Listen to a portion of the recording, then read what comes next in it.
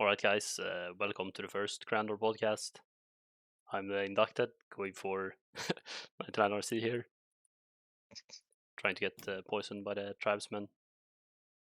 So, yeah, you guys can go ahead and introduce yourselves. Auer, my RSN is Tiberius. I play an Iron Man. I'm the only one to do that in this version of the game. I'm Jiklim. I'm currently going for max on the Lost City servers. Having a good time. I'm Emojian. I am trying to steal the fake rank 1 at the moment. Now that dog is burned and never losing steam. My name's Red Bean. Go by Bean. Use this name in a lot of games. Probably best known for the first 200 mil in any skill in this server, which I did in thieving. Alright, let's start with the first topic here. What are your thoughts and feelings about the first year of the server? Where we're at now compared to your expectations? If they were met, exceeded, or if you're disappointed? So yeah, I guess I'll start. Overall, I'm very happy with the server. I never really expected like this many players and stuff. I remember playing the alpha and like expecting to just like be an Iron Man basically, because there would be no one to trade. But yeah, I'm super happy. Enjoy the game a lot and stuff.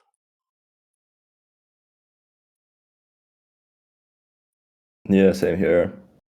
I think we all have played since launch pretty much, unless Bean started a bit later maybe. Yeah, it's been super fun. Completely just quit old school for this. It's a great server. Same. I was already not really playing old school when this came out, so it was an easy transition for me to start putting in hours here. I was playing some World of Warcraft at the start of the server launch, but playing that now. And now I'm just focusing on Lost City mainly. I'm pretty happy with how things turned out, despite some bad actors here and there. And also Raz was definitely a mistake, but it is what it is. True. Yeah, I think I'm the only one that didn't start at launch. I heard about the game at launch, but I was busy completing a meaningless accomplishment on Brighter Shores at the time. Too focused on that to really dive into this game and give it an opportunity. So I think I started probably like early March, if my memory serves me correct. And I didn't think that, and originally it was like a game that I was just going to play on the side. I didn't think that it really would last. I'd never played a private server before and I didn't know what to expect. But it's really kind of reignited my love for RuneScape. I guess like Jiklim, I hadn't been playing any version of RuneScape for probably 5 years or so. Prior to trying out Lost City, and now I'm addicted. I can't get enough of it. Yeah, I'm well definitely Actually, I just remembered that I was playing some of the classic server a few months prior to the server. I don't think I actually answered the question properly, but I am like satisfied. It kind of met my expectations of the server. I think we are really lucky to have the team behind it that we do. I don't think you're finding that anywhere else in any private servers like that. it's kind of hard to believe. I almost even feel like, I mean, it obviously is a private server, but it's almost like disingenuous and unfair to even call it a private server. It feels, obviously we use the like preservation server term, and I don't even know if that does it justice. But it's definitely a unique thing and a cool experience to be able to play this version of RuneScape, which is a pretty unique version of RuneScape that doesn't exist elsewhere. And the fact that we don't have to pay for it is kind of outstanding. Yeah, I completely agree. This feels like actual RuneScape, which nothing else really does. Like, this is exactly what I was playing back then, in terms of like trading people and just like how everything works. No bullshit, basically. So yeah, it definitely feels like too good to be true. Yeah, it truly is like the gold standard for private servers. I've never played any other private server before this one, and I probably never will after this one. Like, just the fact that it's like striving to be fully authentic, and yeah, like no other server has done that. Also, being open source is always cool. People can contribute their own free time.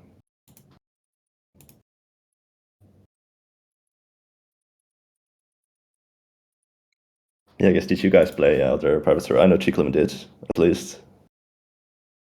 Yeah, I played a bunch before this one. This one's by far the most authentic. The classic server being a close second.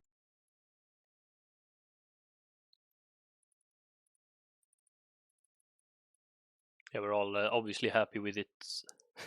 Maybe, I mean, it's hard to put into like, or to like speak words to give it justice, but yeah, I don't think I would be playing nearly as much if not for this version. Like, it's not like I was happy with the old school, even though I played it on and off. But yeah, this version I'm very happy to play and will continue to be happy to play.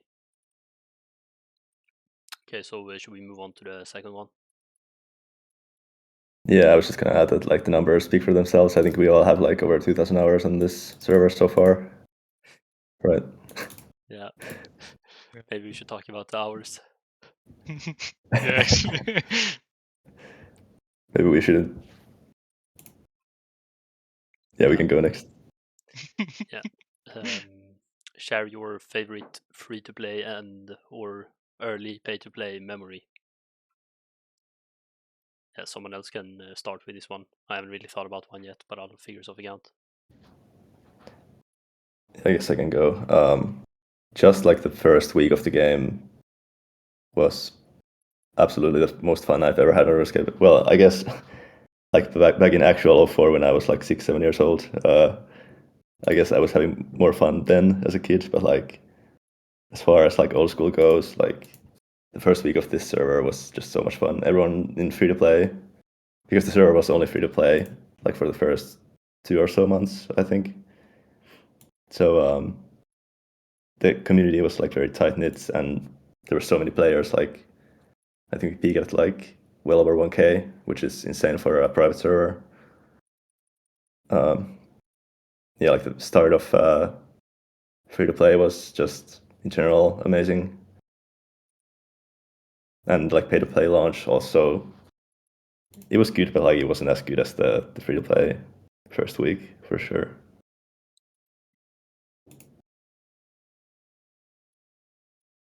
Yeah, to add to that as well, I think the launches of both the server and members were pretty fun to be a part of. It's like server launches in general, some of the most fun moments.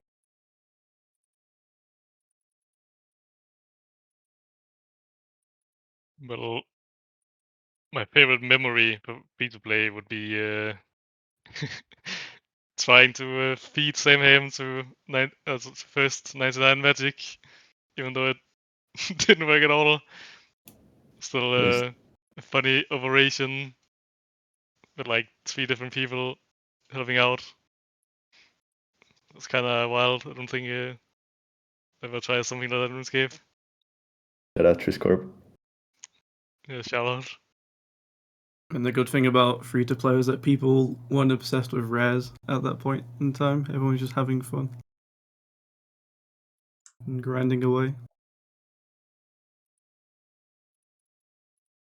So my free to play and early pay to play memories are kind of one and the same because I did start playing like I think it was 2, maybe 3 weeks before pay to play launch. I started playing and I was super casual. It was just something I was doing on the side and it was just kind of like to relive my childhood. And I was doing like the newbiest things at the time too, and I didn't care that they were newbie or inefficient. Like I didn't see myself playing this game long term. But probably the memory that sticks out the most to me, like in that phase, I was just doing like some dumb newbie questing. I think I was like maybe doing Ernest the Chicken. Oh no, that's not even in the game yet. But I was walking by that farm. Maybe I was doing Cook's Assistant even. I was walking by that farm where you guys used to do drainer willows with the farmers. And I saw a dog in game randomly just doing like some schizo farmer willow tech. And at the time, like it was a completely foreign concept to me that people were going to be playing this server like that. And that was probably like the seed that originally planted in my head, like, okay, this server could be fun. Like if I took it more serious and less like just reliving my childhood, it could be pretty fun.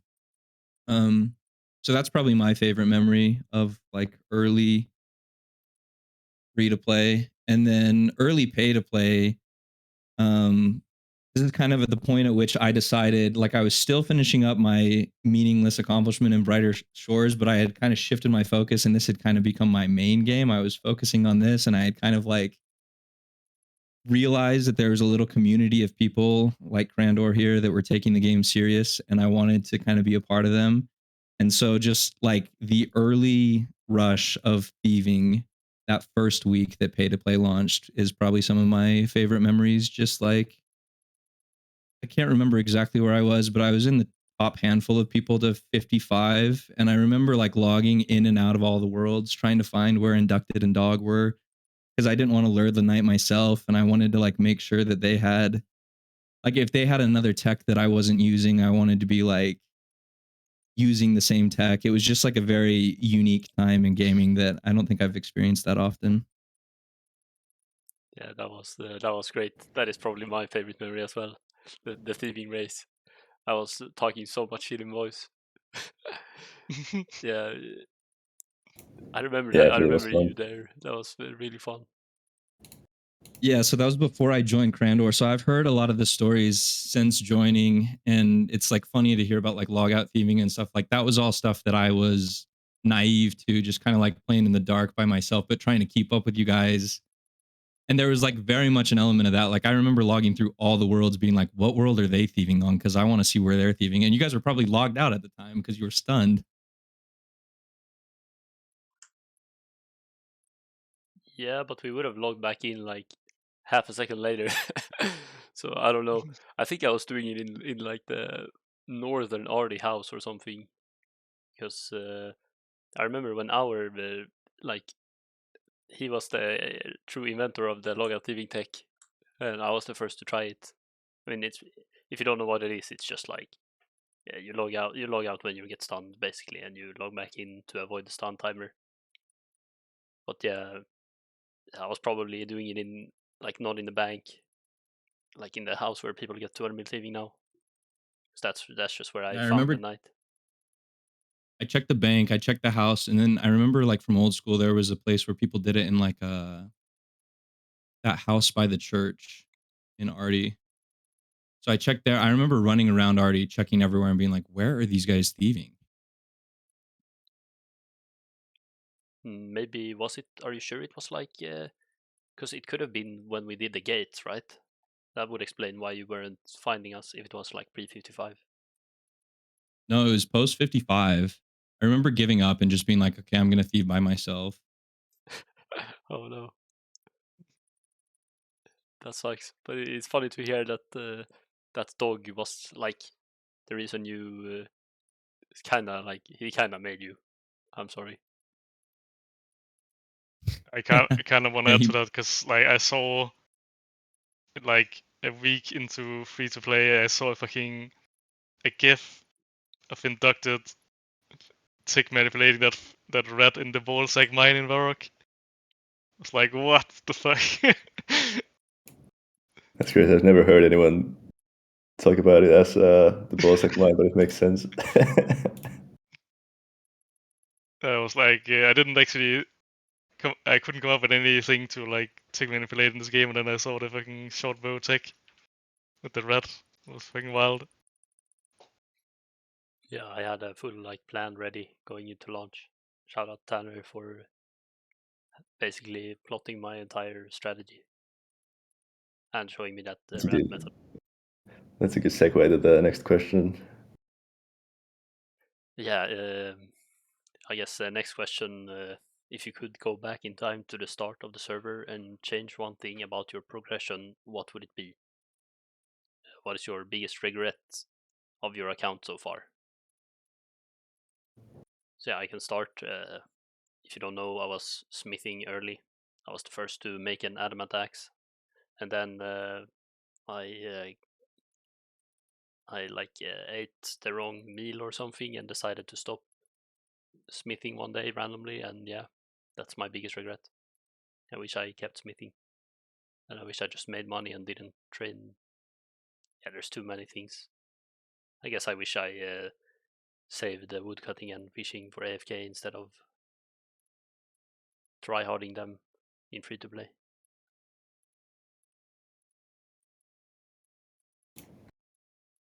Yeah, it's all hindsight.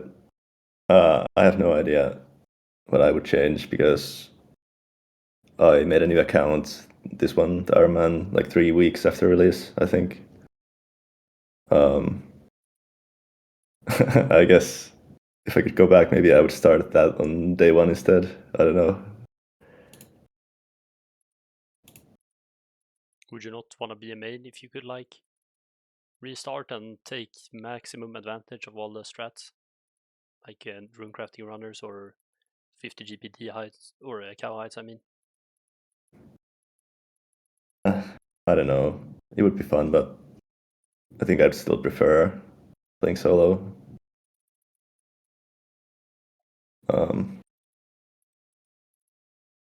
Yeah, I don't know.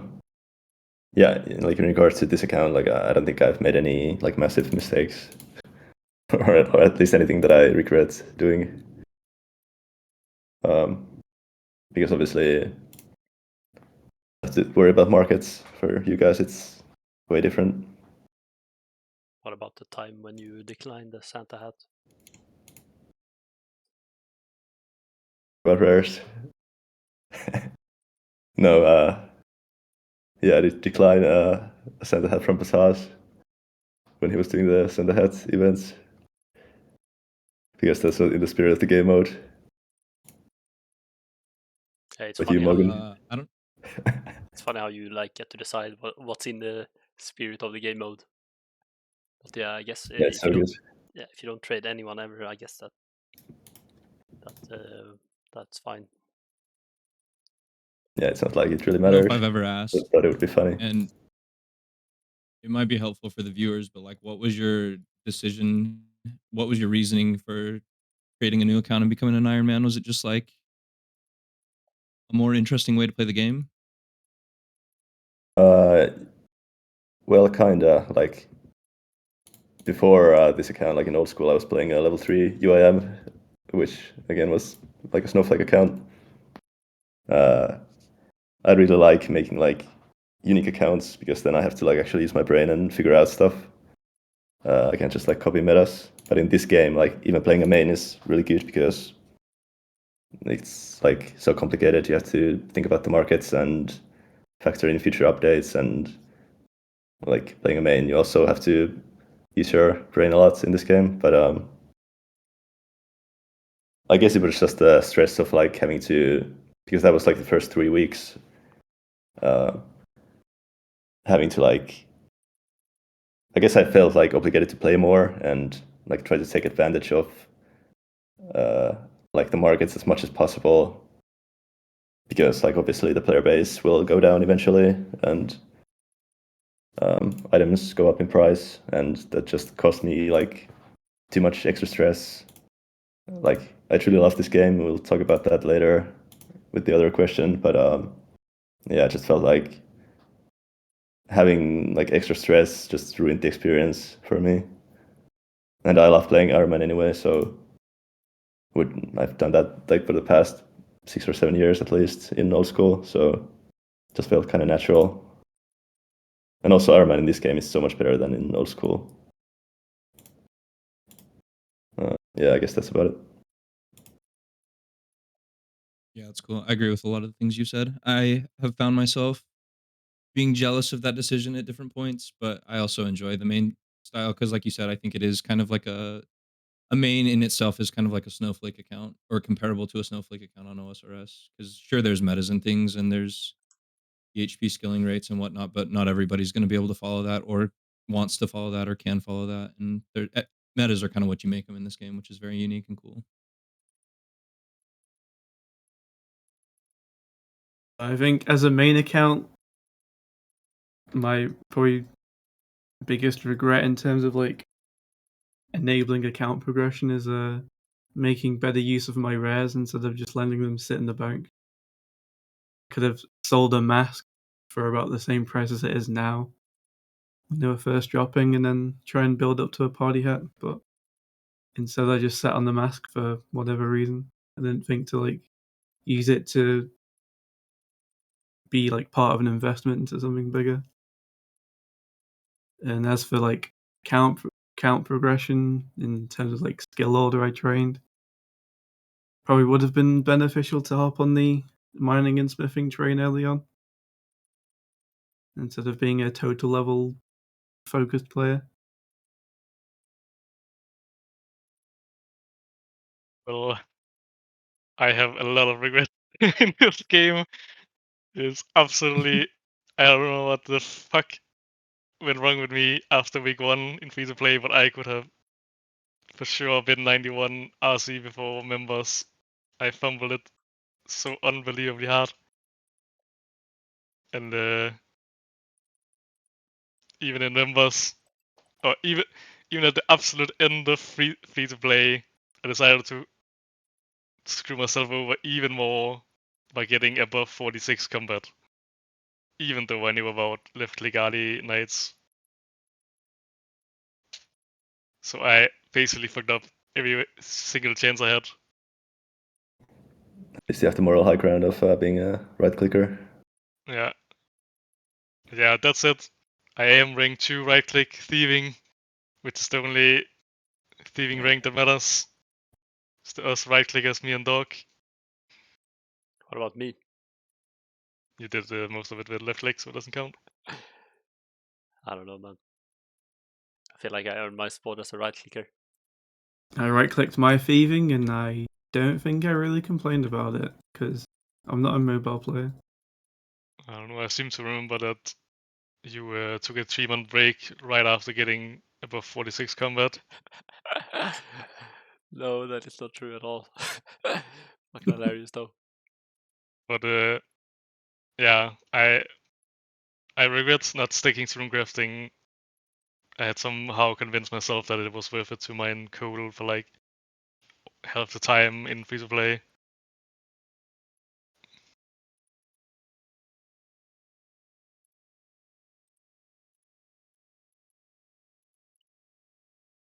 I can jump in. I have a lot of regrets as well. I mean, the easiest one is just not taking the game serious when it launched and I heard about it and not trying it out at least.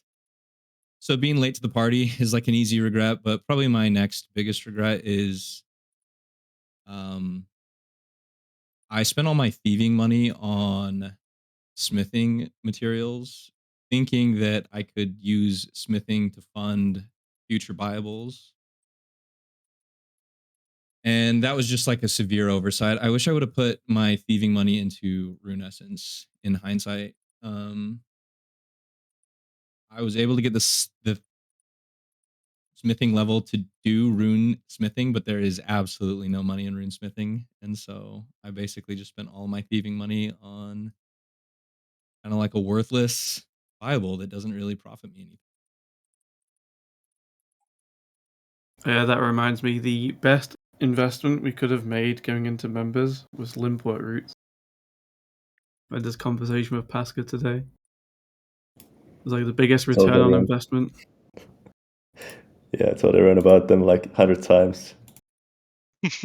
Yeah. Nobody listened. Yeah, I remember like not listening intentionally. Just like ego reasons, basically. Sure, I think they were like 100 each in free to play, and now they're 3 to 4K each. Yeah, I had And that's like several bigger thousand at 60 that's- each. They're not worth that much. Don't be fooled. They're not actually worth 3K. If you're listening, people are go buying farm apparently them. for 4K each. Hobgoblins, Snapegrass, and Limpwords at the same time. You'll build your bank and you'll fix the market. If you're ever picking up Snapegrass, kill some hobgoblins. Tip for today. True.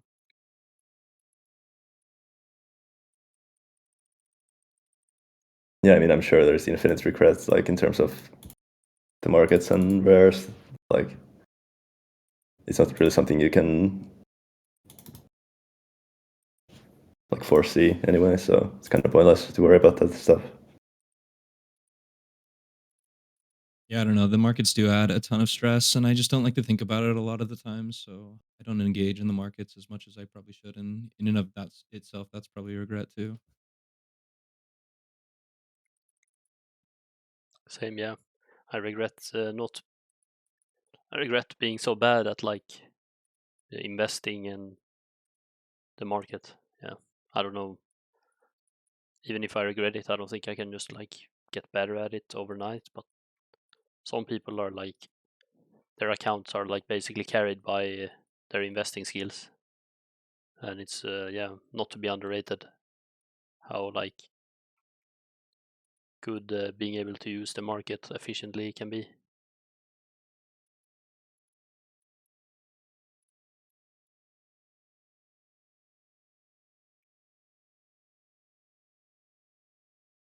Okay, I guess There's we'll. a fine line between Yeah, using okay. the market efficiently and. Yeah, you can go. Yeah, we Sorry. can go next. Oh, Okay. it's Oh, whatever, go man. next. Did you, why do you like 2004scape? I mean, isn't that what we've been yapping about this whole time? I guess. Go, Not guys. really. Yeah. Okay. I'll start. I like the community, like the feel of the game. I remember in alpha when I tried this and then went back to play old school, it felt like weird to click in old school. That can't be explained very well, but yeah, maybe you know what I mean if you've tried old school recently. But yeah, I also just like all the skilling methods and everything feels authentic and like true rather than bloated. Everything makes sense. Like it's not better to like kill a snake to get essence than just mining essence, which is how it should be, obviously.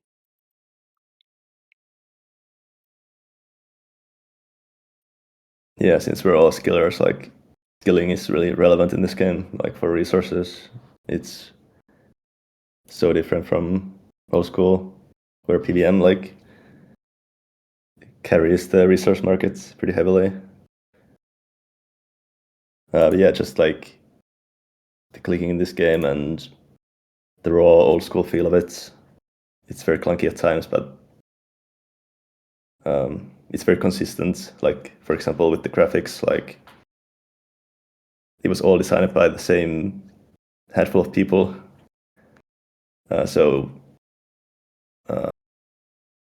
Yeah, like the art style is very consistent throughout the game. You don't have areas like Seiya or something that looks completely different from the original areas.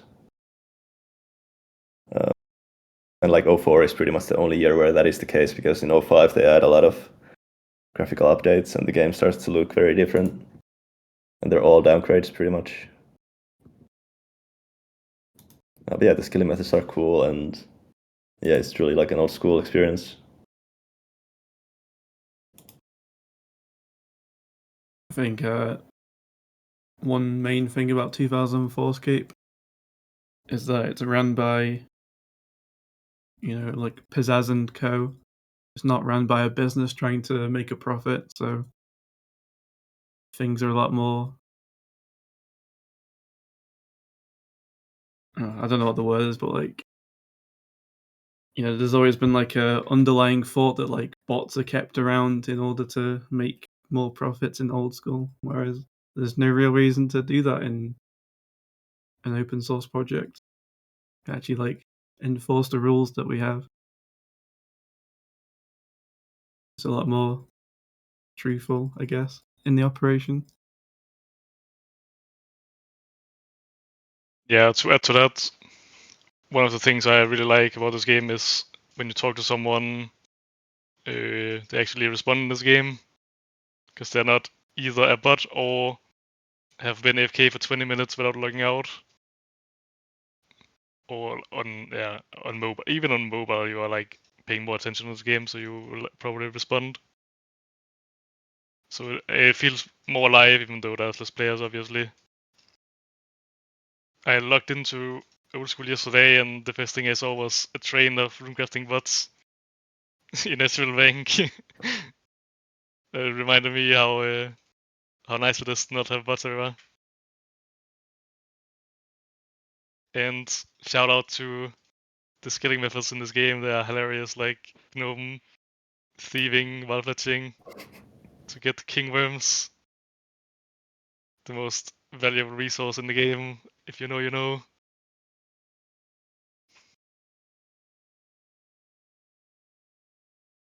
Yeah, I think for me, 2004scape is kind of a unique blend of two like times in my life where I really enjoyed RuneScape and have like a lot of really fond memories. And the first kind of obvious one is like it's obviously from an era when I was a kid and playing this game. And like just the other day, I was watching a Christmas movie on my couch, and it was like a movie from my childhood that I always watched growing up, and just had this like weird flashback of playing RuneScape and doing something super, super newbie at that time. Like I think I was killing guards in Varrock Courtyard. And I was watching the same movie, and it was just like such a weird blast from the past to be like, okay, now here I am, like 20, 25, 30 years later, who knows how many years later. And I'm still playing the same game and still getting so much joy and accomplishment and everything else out of it.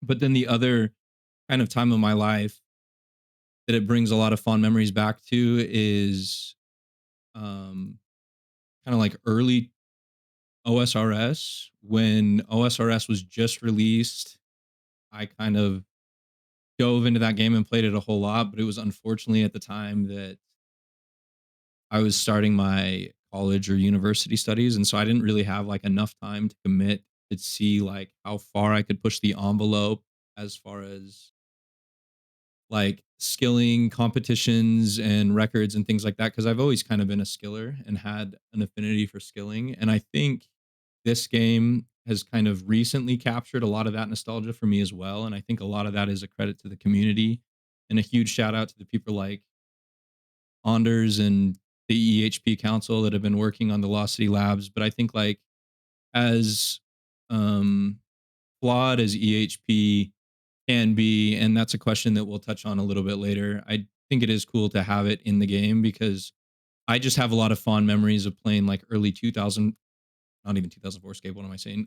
Early OSRS, kind of like when skilling clans were in vogue in that game, and participating in competitions and spending like hours on end in Discord calls and hanging with the boys and those types of things. And I just really feel like we have like the framework and the foundation for that, and it's obviously just going to go up from here. Yeah, definitely. I'm sure for all of us, nostalgia plays a part, but like it's, at least for me, it's like a very small part at this point. Like there's a reason we're all still playing this game. Like just nostalgia doesn't carry that far. It's been almost a year now of this server. It definitely offers like a very unique experience as well, which really hasn't been a thing in the history of RuneScape. I guess for a while, like for the first few months of old school, it kind of was a thing where like you can fully experience the game as it used to be at like a historical point in time. and especially with this game, like we're going through all the original updates, so you can like rediscover the metas of any given snapshot pretty much. It's like a very unique way to experience the game. It's definitely made me appreciate the history of the game like a lot more, like learning about all the updates and when things got added to the game and when it all started going to shit, pretty much.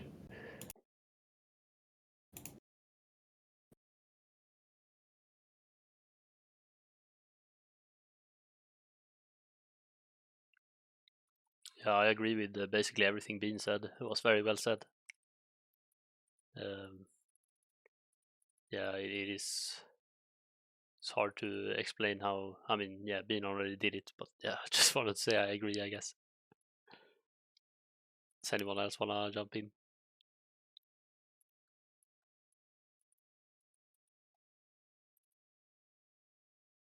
I think we can move on.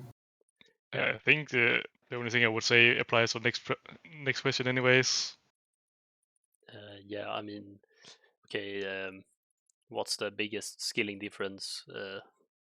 What? No. What are the biggest differences in skilling compared to OSRS? Yeah, someone else can start with this one. Maybe Mogn. Yeah, Sure. go.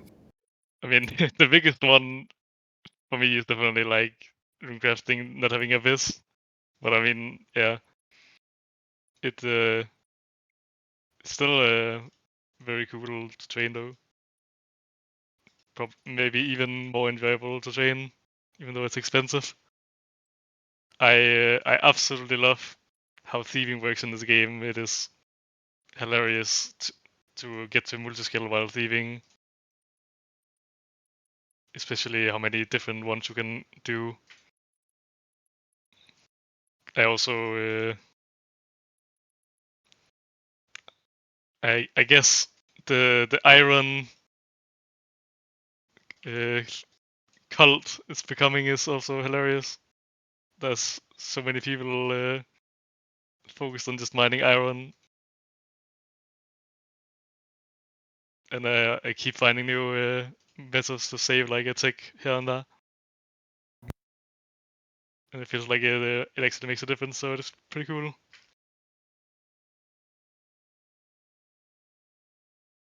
For me, I think the biggest difference is the fact that the resources you gather and the money you gain from skilling matters way more in this version of the game than in old school.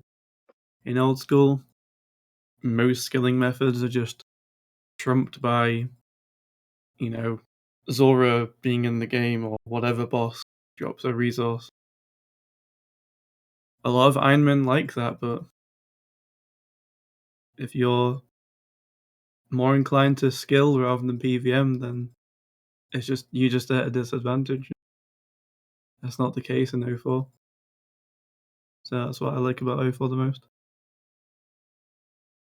It's what a big difference to me. I think I could piggyback a little bit off that too. I think the fact that there's no alts allowed is pretty huge for me personally, but also like off Jiklim's point, like in OSRS, the entirety of like maxing or 200 mil all or any like long-term grind that you want, like most of the battle is money making to just fund these like obscene methods of training your skills, just throwing money at the problem basically. And there is some of that in this game, but I think there's just a much better balance. And like one of the points I made earlier, like a meta is kind of whatever you make of it in this game. There's a lot more room for flexibility.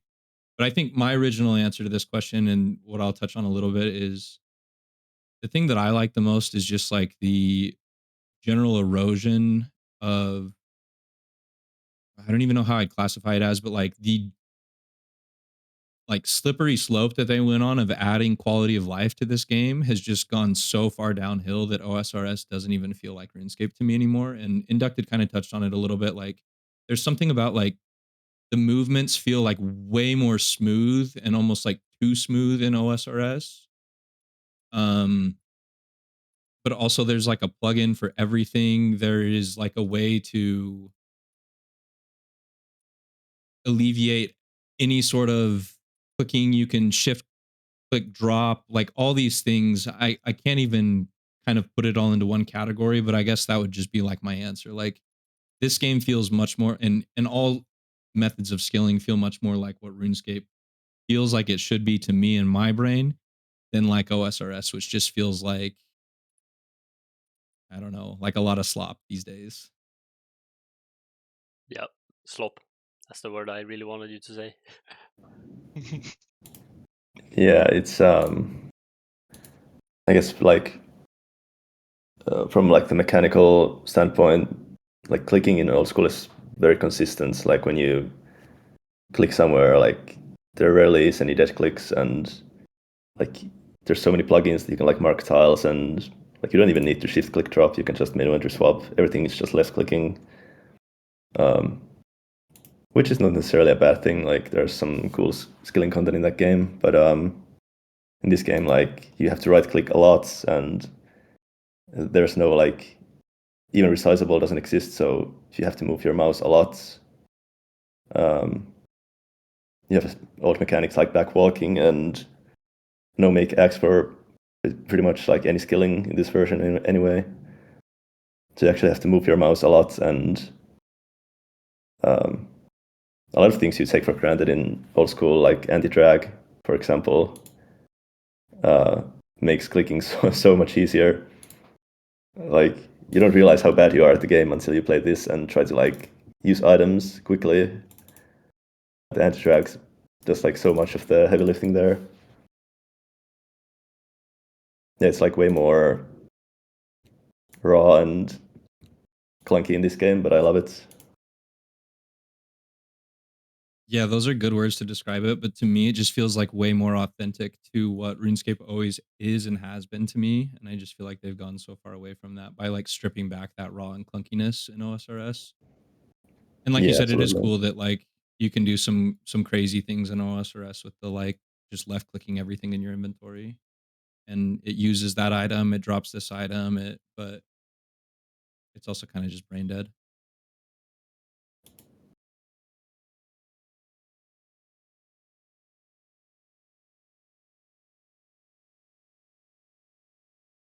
Anything else on this topic, or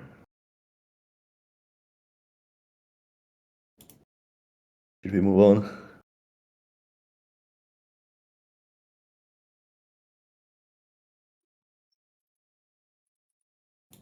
I think we can Inducted. move on. The next one's a Yeah. good one. The difference Okay. to me is like we have to charge glories here, which is what I'm doing in game right now. What, Oh, you yeah, don't want an true. eternal glory in 2004?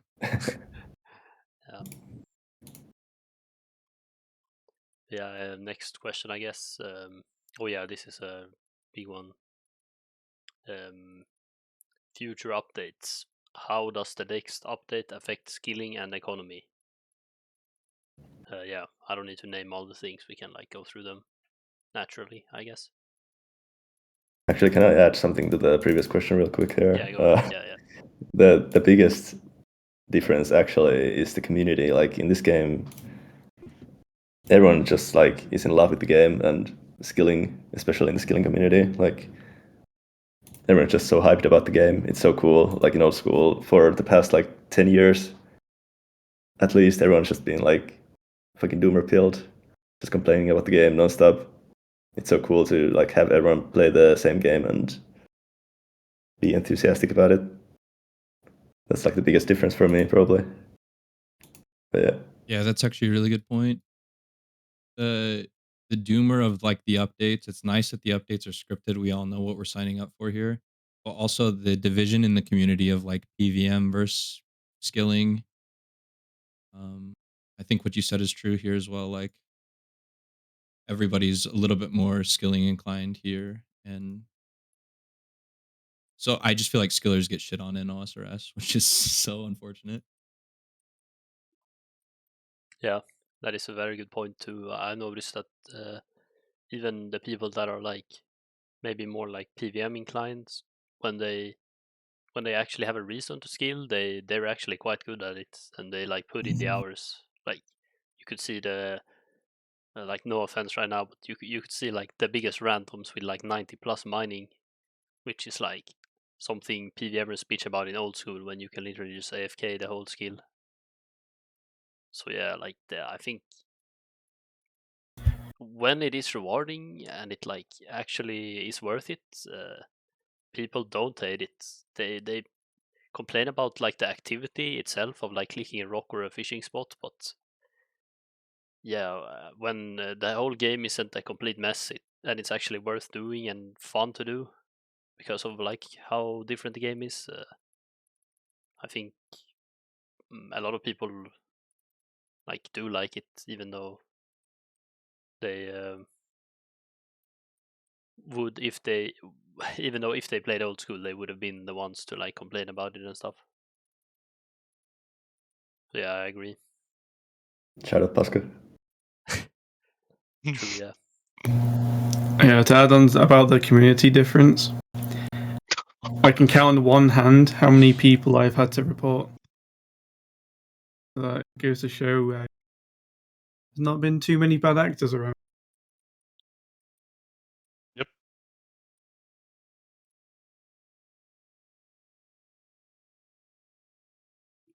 Only reported Trisk.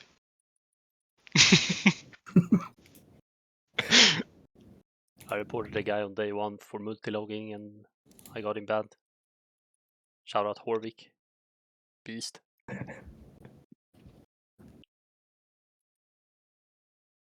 Put the fuck down. Yeah, I mean he got unbanned somehow. Or I think they just told him off. But yeah. And he obviously wasn't gonna be able to multi-log after, but yeah. Should we go to the next question? Yeah, the next update in terms of skilling and economy. These we can go like one by one. It adds energy pots,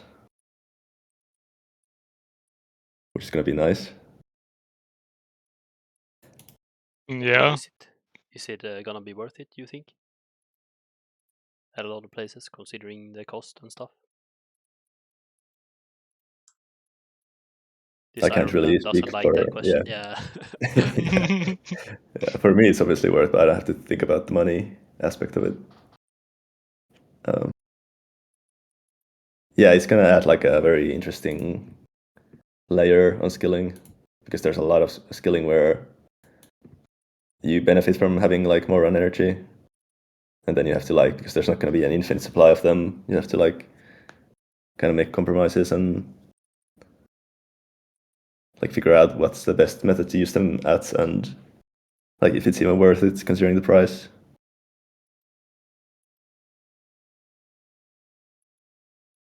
Well, I think they will. Heard from Ultimately's friend Testa that it would be worth it for nature runes crafting, at least for us. That well, even for the people who can use the suicide method, it sounded like it would be worth. But I'm too high level for that as well, so it's definitely a lifeline for me.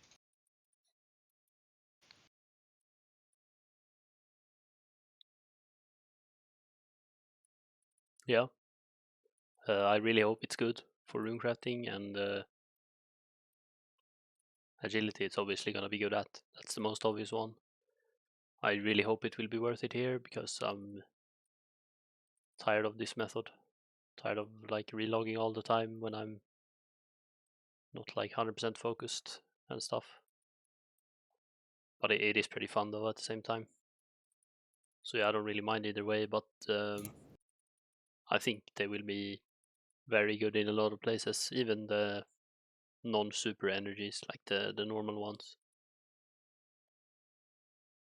And it's gonna be free Herblore XP, and hopefully they cost a lot, so that we can make a big return on our herbs here that we've been stacking up.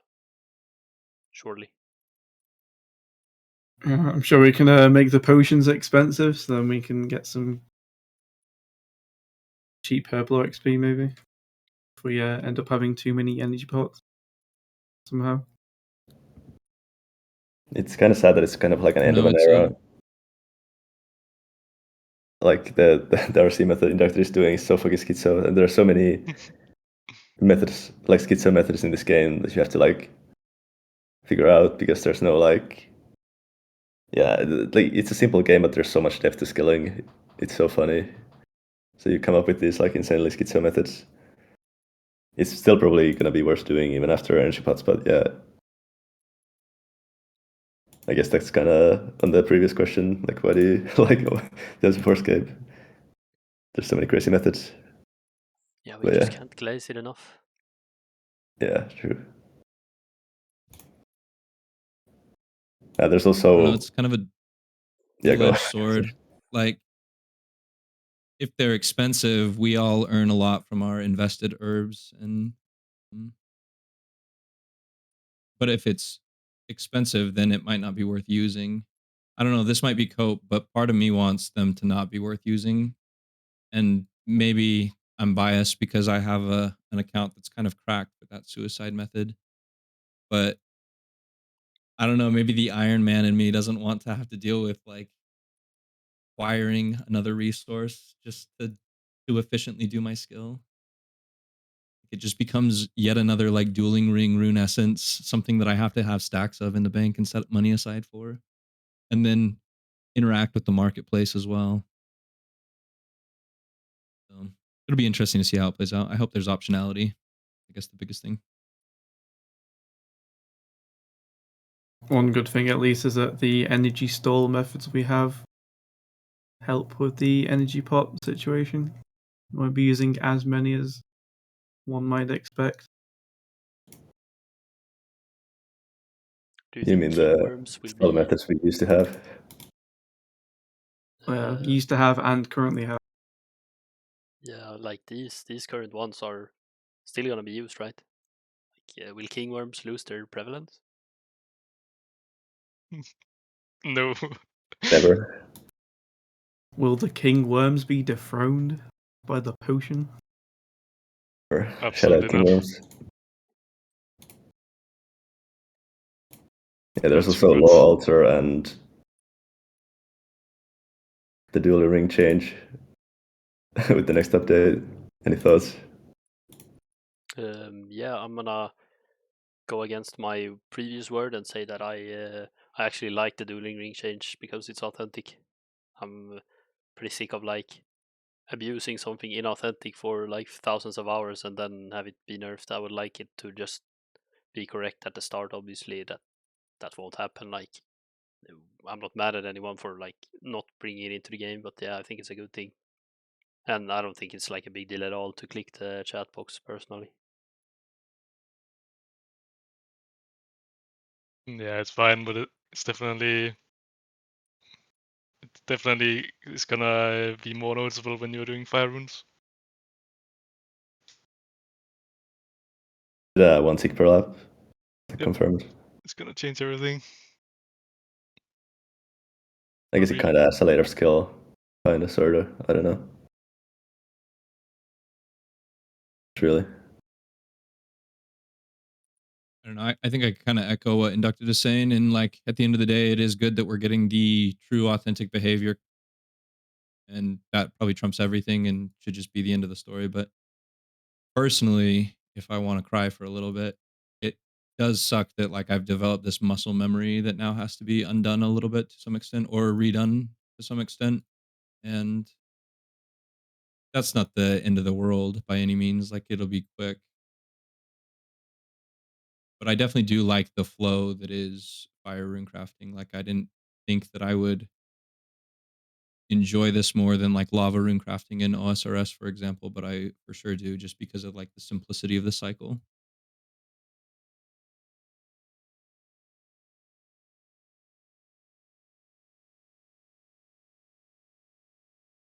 Yeah, it would have changed anyway with Castle Wars in late 04, so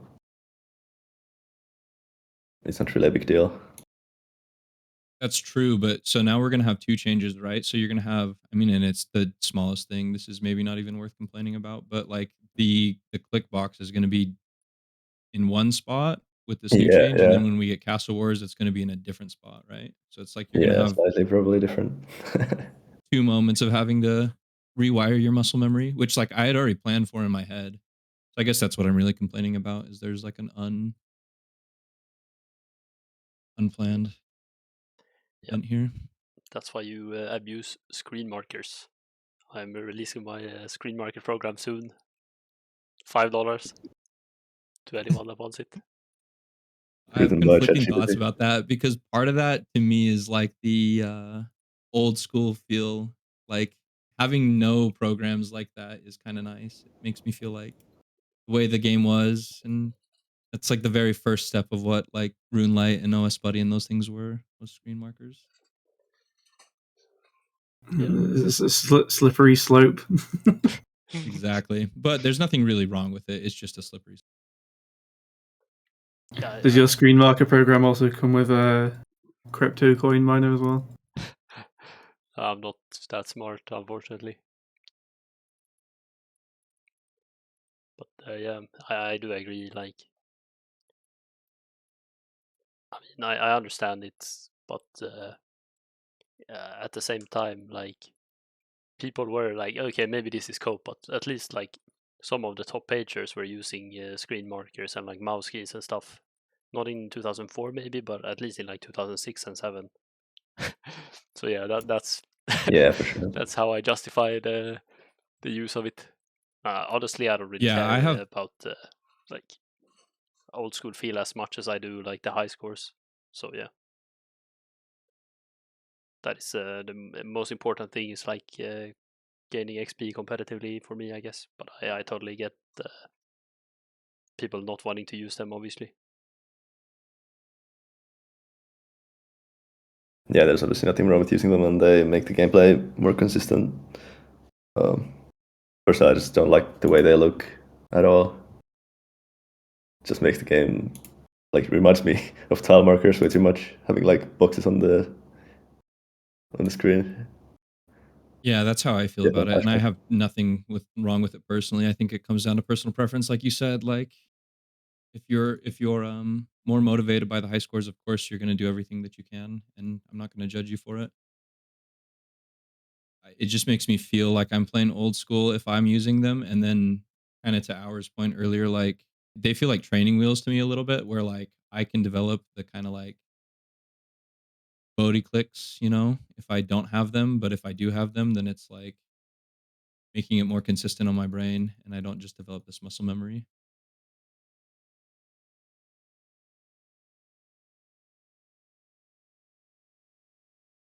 Hello, Alter. Any thoughts? I hope think it'll give it will be good. I think it'll give players an alternative method to training magic.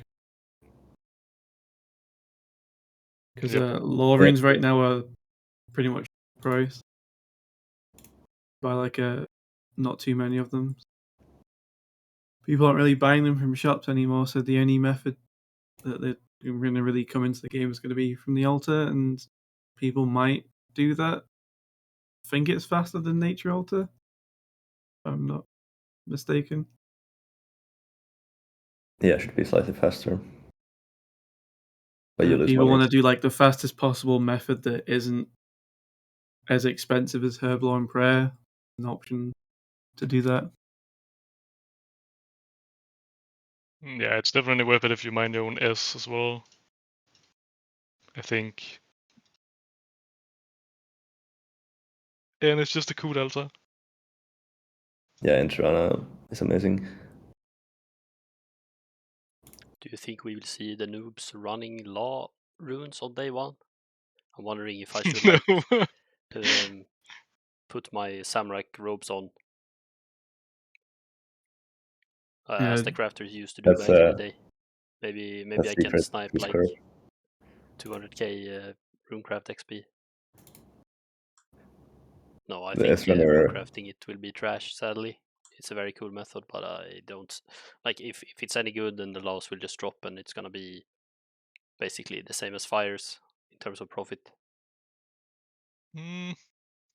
I think there's quite a few people that actually do spend a lot of money training Magic right now that might go over to Laws when they realize, or when they can buy in big stacks as well easily, because it's definitely much cheaper than elching stuff at the prices they're buying elches for right now. So what does that mean for the nature and the alch market? No, the natures are very useful and they're not going anywhere. 390 each. Don't worry. For real.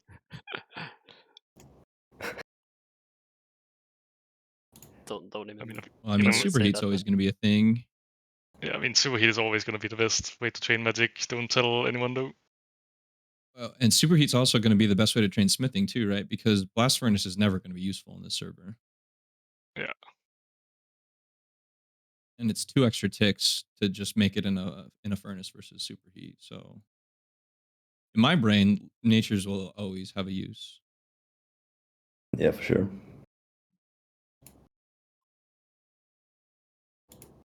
It comes out way later on, but balloon laws is not bad of a rune crafting method. Yeah, it's like 06. Way in the, I way don't in know. the I've got a lot future. of nostalgia associated with long rune crafting, so not the biggest thing, but I am excited for just.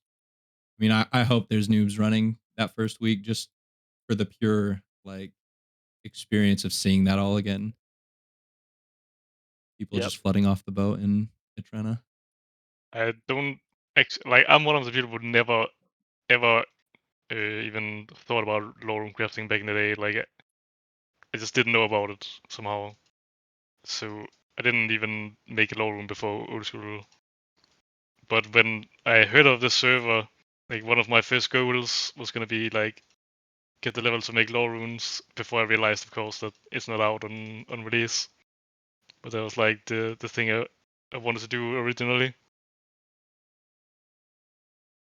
Maybe Josh Brown will come out of retirement and like post some law runes. Beast. We miss you. Best exit scan of the server. Okay, what about the random events that get added? Mime and Maze. It's gonna be hilarious when someone's going for a record and they get ragged by a maze. Yeah. At least if you get a maze, it's not a mime event. You actually get some good loot from mazes. The mime is the real killer. Holy. The mazes are gonna be actually probably kind of rough to do without like extended zoom out and all that stuff. Not infinite run either, so I don't think Also, I've ever done a your maze. interfaces get locked. So like if you've had run off, you can't turn it on. If you have a prayer on, you can't turn it off. What? I'm pretty sure it's pretty ragged. Hell That's no. amazing. You can always No control way. click anyway though. So that's Okay, not like yeah. too Holy. big of a problem most of the time, I would say. But yeah, also I do think the mazes are pretty easy, even if you can't zoom out. Like you can just move your camera a little bit and you'll see the doors. And you'll also learn the layout pretty fast. I think Yeah, for everyone's gonna sure. be like pro at it after like 10 mazes. Yeah, it's not gonna be a problem. I know from playing Scape, like another private server before this one, 2005 server, doing the mazes wasn't too bad. So I have a question about these randoms. Will they appear when you're in like player versus player combat? Because I have no memory of that happening back in the day. That would be insane. I think so, actually. That's I a think free they should be logout, able no? to appear. Yeah. Yeah, I can't think you get there's like other randoms now? There's just less of a chance in wilderness, isn't there? That's all.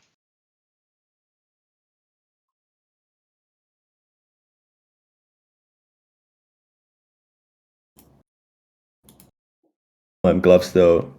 Best in slot fashion gloves. Yeah, I can pretend I've got cooking gauntlets.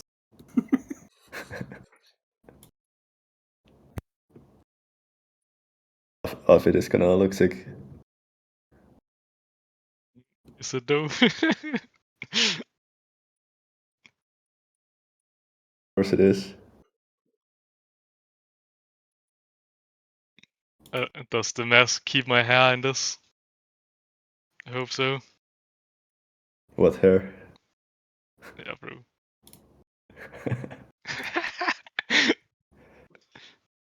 He's right. Okay, the next. I'm the not next that funny, bro. Who? What about the KQ tables? Any relevant skilling drops from there? I don't know. Do we have the table? Does it drop potato cactus?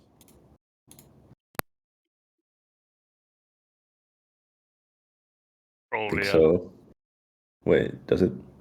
Wait, did someone post the drop table already?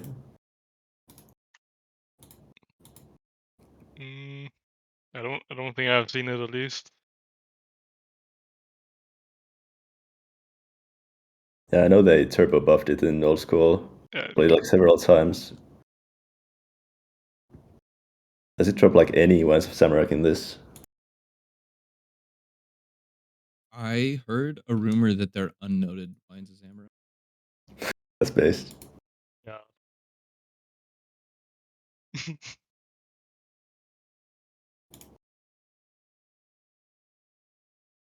How much will the first Dragon Chainbody sell for? Any thoughts? I don't think it will go for any more than like 20 mil, unless people are stupid and they really want the first one for whatever reason, just to like brag about it, and like maybe Pizzazz will say something. Do you think?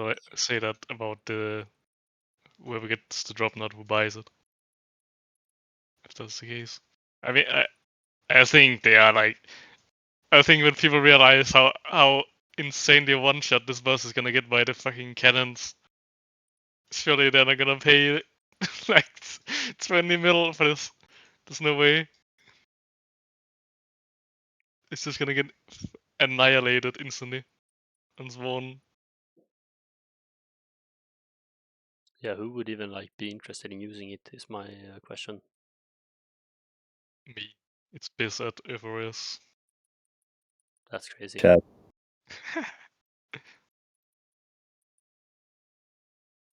You can look so silly in your D med, D chain, and then like rune skirt. Or like a Chad if you go for the black D-hide chaps. Or Already red had. DI chaps. Just pretend it's dragon. Isn't it like best in slot now at greens to wear that combo? Yeah, actually, yeah. That's pretty beast. It's actually kind of a fashionable setup for greens. Yeah. For real, for real.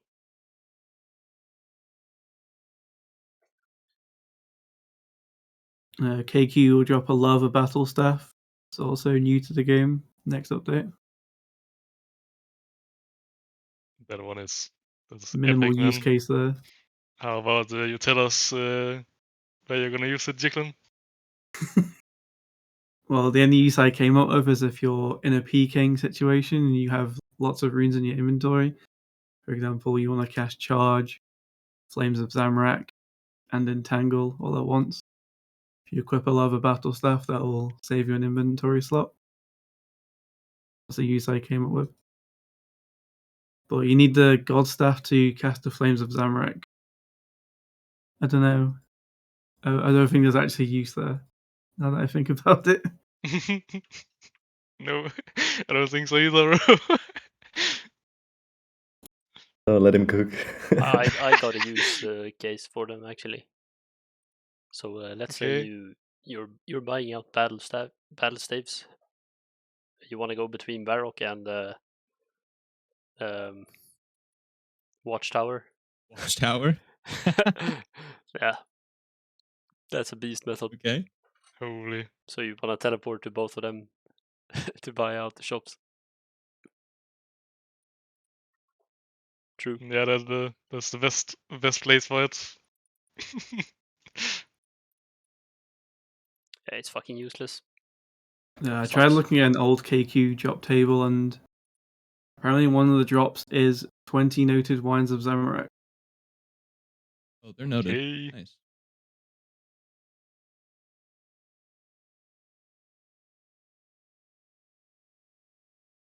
Then Auer is gonna have to cannon KQ while he edits stuff now.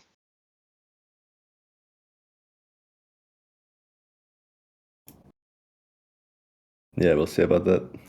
I mean, if Elching doesn't pause your cannon, I think it's like the best place to edit stuff. To stand behind the wall with a cannon. Definitely worth But making fucking cannonball. yeah, not for you probably. Yeah, I wonder how many cannonballs will be sunk out of the economy because of KQ.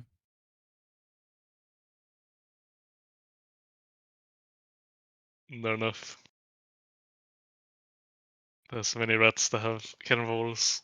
Slayer. There's so many saved up for Slayer, yeah.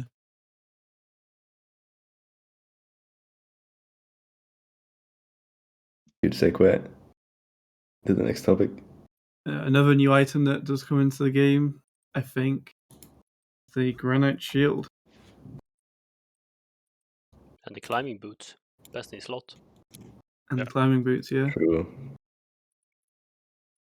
No, Climbing that's boots hype. do not give a max hit increase, as far as Yes, I'm they do. aware. I In my mean, mind, they do. they kind of do. Like, you're gonna be potted anyway. So there's some level brackets where you will have a max hit, surely. I was thinking, like, in the situation of like max gear, max stat, it doesn't offer a max hit. Yeah, but you keep max hit longer when your potion take down, surely. True. I didn't look into that. I just looked at like the max situation. Yeah. Either way, I can finally take off these boots of lightness I've had on since Wimmer release. They are so fucking sweaty. Yep.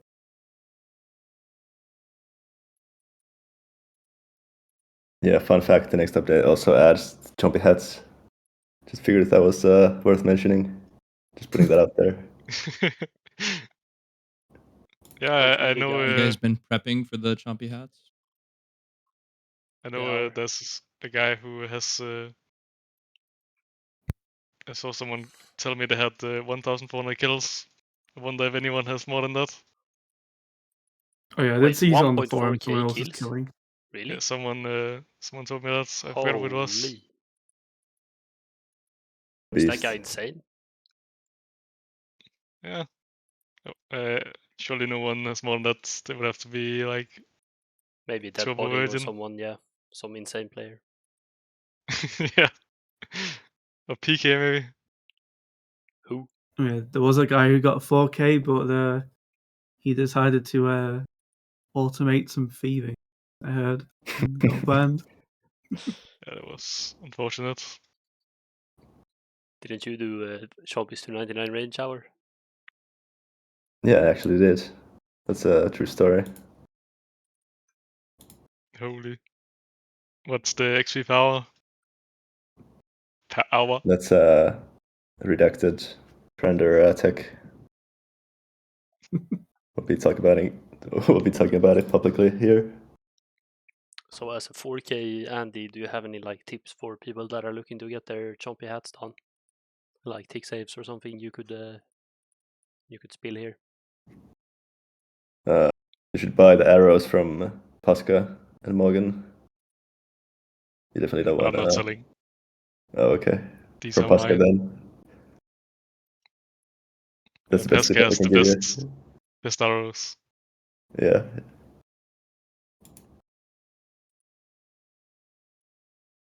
Should One go thing next. we forgot to bring up is the Brimhaven Agility Arena. Oh yeah. I was talking about best Elching spot before, but that is probably the best one, actually. If you Which have to. introduces agility potions and super restores. Super restore is going to be omega expensive. When that's the only source. Who's going to be the first pirate hook equipper enjoyer? That one is actually gonna be expensive, probably. A trade pirate's hook for D chain. It's definitely gonna be more expensive than D-Chain, like way more. Yeah, for sure. Has to be. Like 15 hours of Yeah, it's a lot. stream. It's 800 tickets or something. It's so expensive.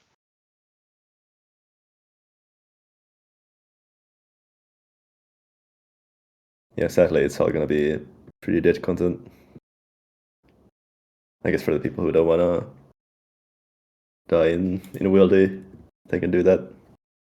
But the rates are pretty bad.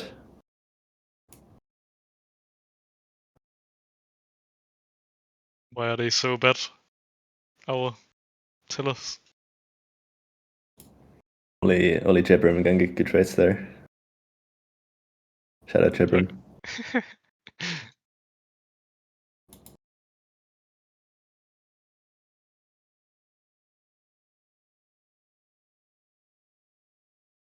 Yeah, go next. Yeah, I guess we'll talk about Slayer next. Do you guys have any ideas on like XP rates, metas, what weapons will be good and stuff? What Slayer Master even? I don't know anything personally, but I'm ready for the skill to. I have the supply stocked basically. Wait, you already have the supplies? Yeah, I have some. I have some cannonballs and stuff. Don't have any potions, but that'll be easy to get. Do you have your rune arrows ready? Not too many, no. So you're saying rune arrows is the meta? Yeah, I think so. I think until last waves, then rune arrows for every task, surely. That isn't requiring an anti-spy shield. Wouldn't rune knives be better DPS against certain tasks? Yeah. Well. Yeah, but you make 5 knives per bar. That's insane. I mean, it's probably better to have. I mean, if we're talking darts about a then, but race, yeah. right? Yes. I was just wondering, like, can you actually? I mean, I guess you can pick them up without losing time. So I think it's probably gonna be worth it to have like some nice. But I think the majority of the time you're gonna be spending with rune arrows.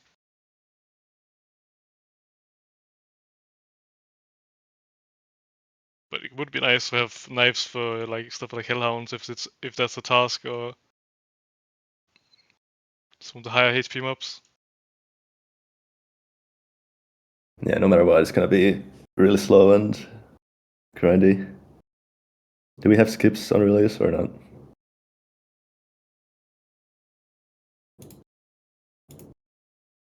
I don't think so. I believe we don't have skips on release. You gotta raw dog those Iron Dragon tasks. Have fun with those. Speaking of Iron Dragon tasks, there's a rumor going around that those are gonna be very big. In the Finnish community, they're saying you can be assigned 200 Iron Dragons. I'm not sure if this is true. If the Finnish community is saying so, it must be true.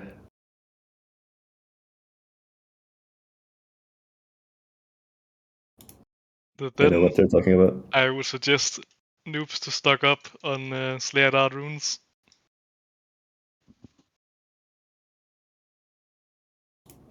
Yeah, realistically, it's not gonna get added for at least like 6 months. Still a few updates to go. Yeah. Maybe even more. Could be a year.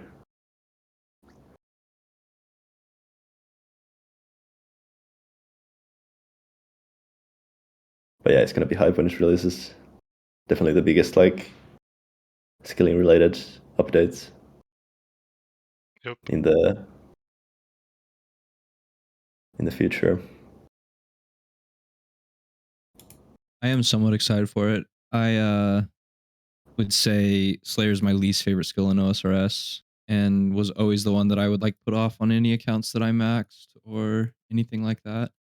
And a lot of that is just like it feels like that skill is just totally broken in that game and not balanced properly at all. So I am excited to see in like a version of this game where things feel a lot more balanced how Slayer initially felt.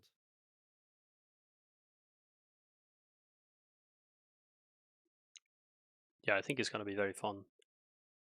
Like also leaving all the updates, kind of feeling what they felt when the people that played back then when the skill released. It's gonna be interesting to like be able to compare all the QOL to not having it as it comes out. But yeah, I'm obviously very excited. Maybe I can't like express the excitement, but I am very hyped for Slayer and the whip, of course. Yeah, the race for 85 is gonna be crazy. A lot of Adderall will be consumed by certain individuals. It's going to be a way more hype skill release than Sailing was. Nah. It can't be more hyped than Sailing. Yeah, it's like the best skill ever. Did you get 99 yet, Mogn? No. I'm like Yeah. 79. I think the You can only be- excitement left in Sailing is who's going to get 200 mil first, and we already know who that is unless they like fall asleep too much.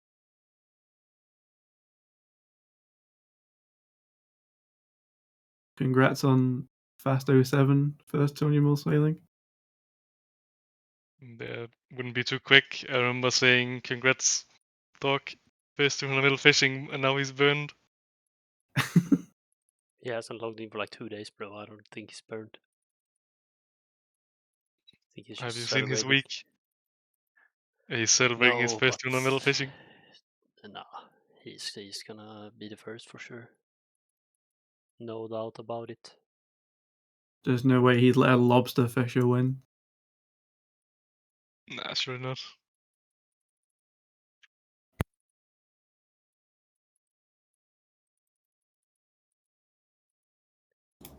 Okay, yeah. Does anyone else have anything on Slayer? Nah, I don't know. I don't know enough about the actual task list to like guess the XP rates, but I mean, surely with Canon, it's definitely gonna be 2 digits at least. But if those dragon tasks are actually 200, then we are like that's gonna be rough. It's gonna be so much fun. Like on release, everyone's gonna be logged in at the Slayer Master, and everyone gets their first task, and someone's gonna get like the most spoon-fed. Like I don't even know what the like a troll task or something, and then someone's gonna pull like 200 iron dragons. It's gonna be so fucking hilarious. What I'm curious about is if we are getting the first rendition of Slayer, do we actually get whips in the game, or do we get the tomato in the cache? Imagine you're just killing abyssal demons and you see a tomato on the floor and it just says "Hold the abyssal whip." I think that'd be hilarious. That's a great question, Jiklim. So the way I've understood it is that they kept the weapon a secret, but it was technically out. They just didn't want like the model to be shown in the cache, and the name obviously. Yeah, so I think we should. I mean, I hope we get it because of that reason. I don't think it's like any more or less authentic than a tomato, but I don't know. Yeah, I think if I had to guess, I think Kassas will pretend it's not there or something, and then maybe when someone gets 85, it will add it in. That's a very risky thing I think to it'd be say. funny if the That is very risky to say. What if I like don't sleep, get 85, and then I just get a tomato drop? The biggest crash out. Yeah, I would blame Mogn for sure. surely it's just like how it looks is the only difference, and like the functionality is the same. So you're just hitting people with a tomato. That would be sick. Another I hope so. disappointment thing about Slayer that people might come across and like not realize is if they kill Necrills and put on some rune boots, they might just assume it has strength bonus, when that is not the case. Yeah. That is rough. They're definitely going to be the meta though for Shadow Warriors and Earth Warriors. whatever. Yeah, whatever it is that you guys do. What do you mean, you guys? That is insane. They're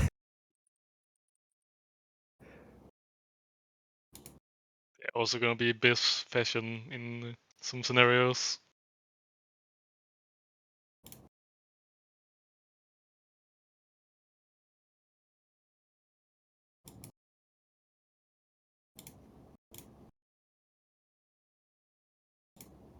We can go next, I guess.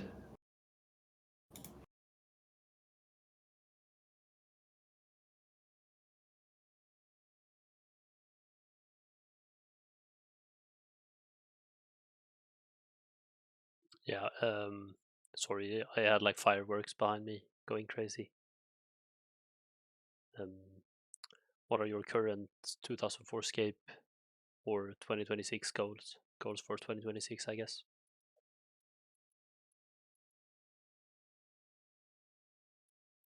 Well, my current mini goal is to get a. Oh, I guess my goal is to get at least one badge in the Lostcitylabs. That would be a start. And as for my year-long goals on 2004, maybe maxing except for Herblaw might be possible. Maybe not.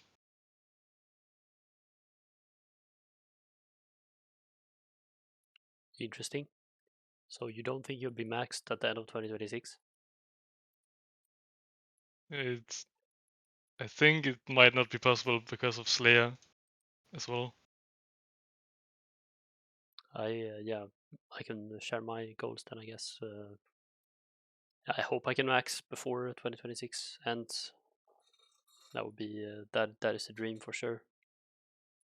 But let's say like Ecto doesn't come out, I don't really want to train it without it Ecto, so I'm not like super pressed about the max goal. I'd rather plan and play efficiently, but I still obviously want to max.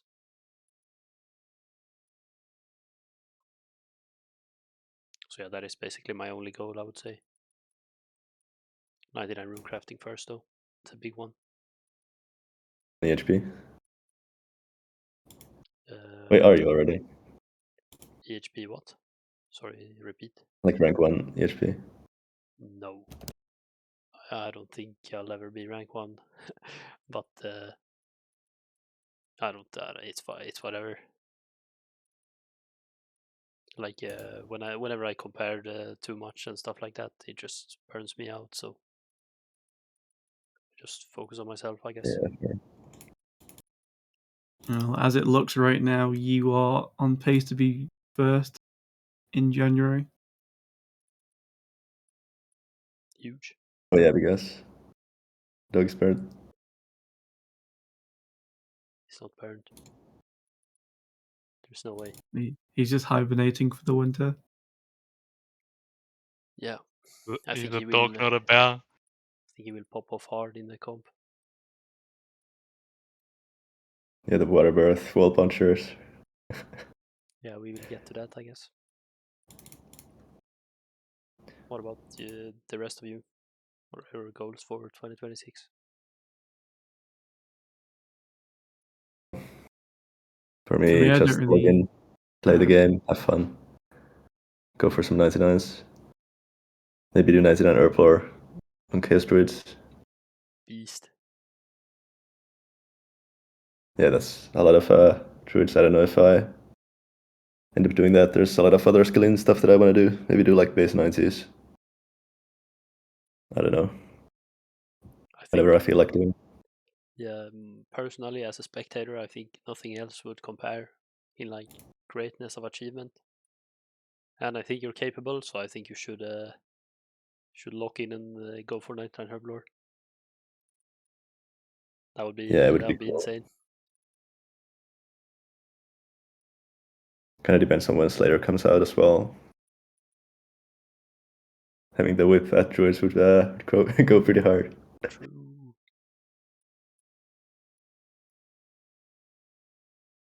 Yeah, as for myself, I don't really have like a long-term plan of like I'm gonna do this and this and this. Right now, I'm just killing a lot of dragons. Maybe like 99 prayer and crafting is a long-term goal for me. Goals, 2 skills Yeah. there. Will I want 99 prayer before or after Slayer? Like, probably before, because then I can get more prayer points out of my potions to maximize the utility of those. But I'm almost like at the threshold where there's like 96 prayer to make most use of prayer potions, so I don't really need to go higher than that as far as Slayer is concerned.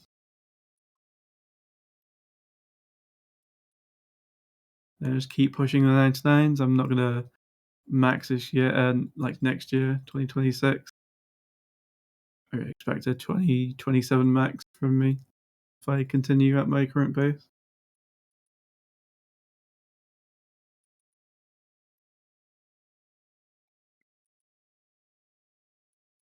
Yeah, I can say my current goal is 91 RC. I would call that kind of a short-term goal. Maybe a more medium-term goal would be 99 RC, which is probably the plan. As soon as I hit 91, doing the double nat suicide tech or energy pots, depending on how that meta develops. And then for me, I think that's going to dictate a lot of my plans after that. I don't really have them exactly defined. I kind of flip flop between wanting to max or going for another 200 mil in one of a couple of skills that I kind of flip flop back and forth between. So we'll see.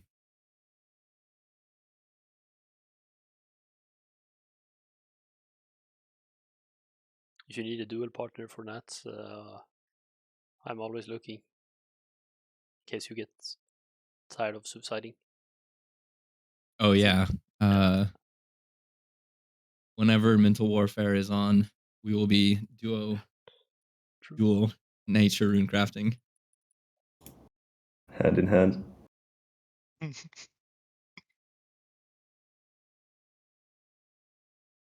It's cool to see people doing like different stuff in game. Like some people do maxing and some people do like post 99 XP. Some people just camp one skill and some people do a variety of stuff. And some people pick cabbages. Yeah. Yeah, shout out Yes, to Cabbage Clan. Do you guys It was think we'll insane see, shit. do you think we will see like the people that do post, or the people that like just play the game and do every skill at the top later on, I guess? Do you think it'll be worth it? The people that are just like focusing on one skill? it will be worth it for them and that's what matters. Yeah, well, like I guess currently it's like Dog obviously until recently didn't do just only one skill, and he was like super far ahead of everyone anyway. So will that continue to be the case, or now that he's switching to fishing, I guess? Yeah, I guess just that's just a player-to-player thing, maybe. I mean, I would say I definitely feel like I am kind of grieving myself by going for total levels long term. So, I mean, I think a lot of people who stick more to a couple skills is probably gonna have an easy time later. Especially the rune crafting nature rune cabal. So you Yeah. think people should, or you think a viable strategy is to go for like post 99 runecraft XP as well? Maybe not rune Well, the crafting. problem with that is runecrafting gets changed so much. It's one of the skills that gets changed the most. There's like this fine balance, right? Of it's one of the best money makers right now. But as soon as Abyss comes, is Nature's even going to be a good money maker? And at that point, your investment of time is drastically reduced to get to the same level. Yeah. I'm very afraid of like putting all my cards in one basket. Especially I don't know. I've runecraft. thought a lot about post 99 runecrafting XP is pretty tantalizing to me. I'm not gonna lie, but that is probably the one thing that holds me back is like as soon as Abyss comes out and pouches, Yeah, the that's like amount of huge time devalue. that 200 mil runecrafting would take is just gonna be slashed. What are Yeah, nats, like maybe 22k an hour or something? After Abyss? Yeah, it's around that, right? Like 3x to it.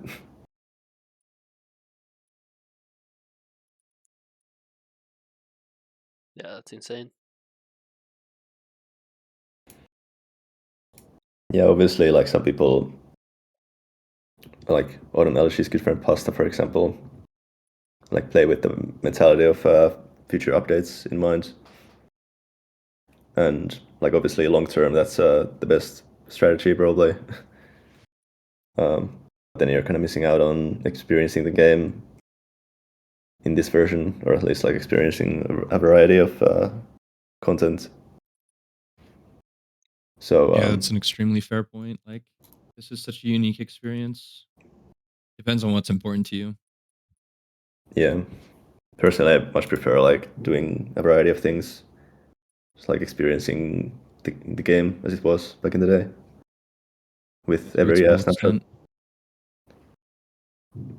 And like every skill is gonna get devalued anyway, so like technically nothing is worth doing. But you just have to pick the route that loses you the least time if you wanna focus on that, I guess. I think the only skill that stays the same for the next few years is fire making. What about the pyre logs? Are they not out soon? Like the morning No, they're mode of the probably not game? worth. Yeah, not worth, but like think about it. That's like an XP increase, right? Isn't it? If Yeah, burning but I them. don't think it's a viable method without a runner and like Yeah. suppliers and. Yeah. I don't think I've ever done that minigame. I don't even know how that works. I've seen a top fire making record uses pyre logs, and he uses like a runner and everything. It's any like record territory. Will that have an increase? Maybe like killing those shades will be good. Because they give like prayer XP too, right? yeah. I have done that very minimally though, so I get no idea about the rates, but if the competition is 5k an hour at Green Dragons, then maybe it's not so bad. Kingdom at least makes farm making cheaper if you want to like multi-skill the logs somewhere. I don't know.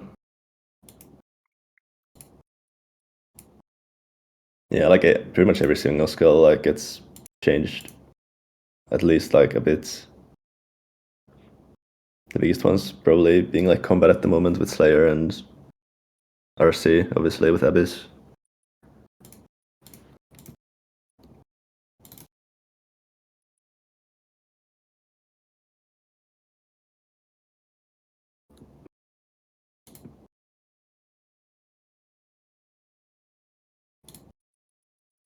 Time for the real question. Oh yeah. Will Mogn ever dethrone Neverlosebro?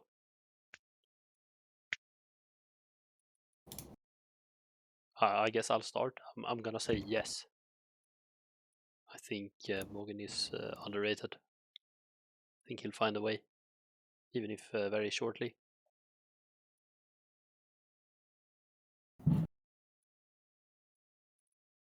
Neverlosebro think is so too. recently talking about like how he hates the game and is like considered retired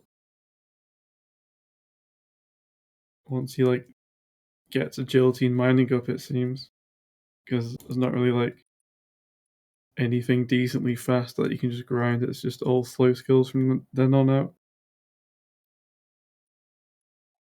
So all Morgan has to do is continue playing the game. I think he secretly loves the game though. You should never like listen to what people say compared to what they do. Like if he's playing this much, he has to love it. Yep. Actions speak louder than words.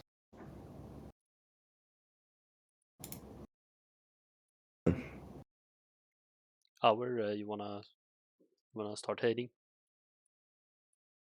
I think Mogn has it in him. Really? He just needs to get that dog in him. Unleash the dog. Yeah, maybe with the comp, we will see Dogen. That's crazy. Yeah.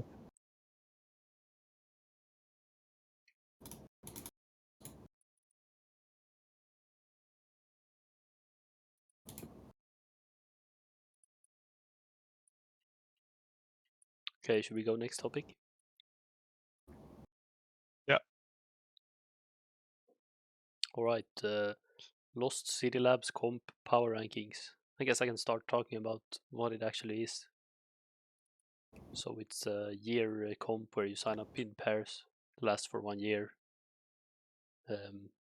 based on combined duo team EHP.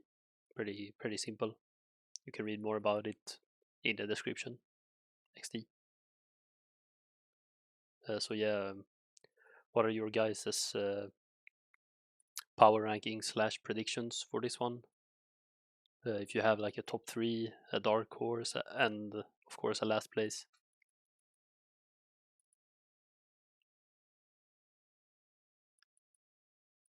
Well, I definitely thought the dog in them games would be pretty fucking hard to beat, considering they're both doing one skill. But if dog is burned, then it's fucking free. Let's go, slimy dragons. Wow, that's pretty confident. For real, for real.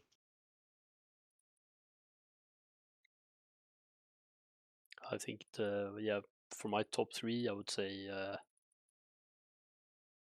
obviously the water birth wall punchers in first place, and maybe us or the slimy dragons on the second place, or the dog walkers. Out of that is going to depend on if Slayer gets added or not. A year-long EHP comp is pretty tricky because like there's a lot of things that can happen with the HP rates. Yeah. I think a lot of people are going to be hit hard if combat becomes 0 HP during the year.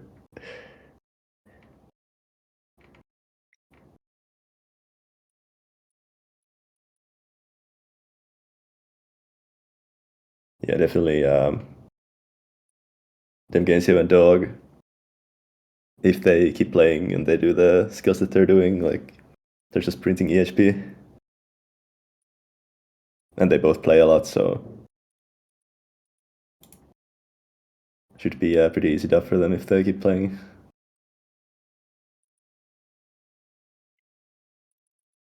Yeah, I think to that point, their skills that they're focusing on aren't going to be affected by EHP changes. Yeah, that too. More than likely. Definitively. I think they're a pretty good shoe-in for the winners. But I think our team Mental Warfare, I think Dogwalkers, but I also think Brimhaven Behemoths could do some interesting. I think Automelogy's good friend Pasta is underrated. Definitely has the planning aspect down. True. Yeah, Gather might get a lot of like motivation to actually play. Yeah, I was gonna say with the right motivation, Gather could pop off. Yeah, he's the hidden gem. The diamond in the rough. Yeah, he does have the cooking week, cooking month, and if I'm not mistaken, the cooking day right now.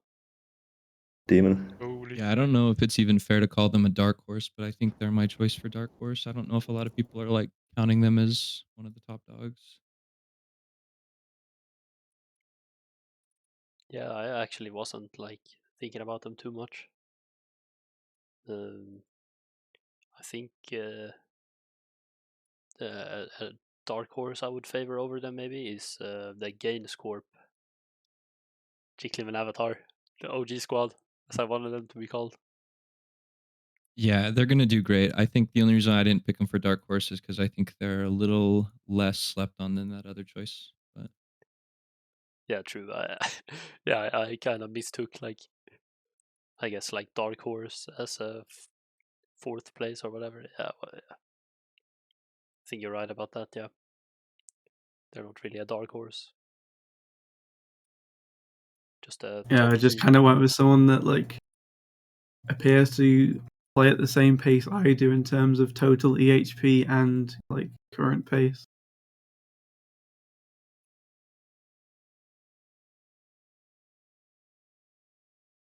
I value consistency over like big numbers. Yeah. Top 3 for sure for me is the Waterbirth, Wall Punchers, the Rune Cutters, and Mental Warfare in some order. The Rune Cutters, true. That is. Yeah, can't sleep on the Rune Cutters. You really think they can beat the slimy dragons? I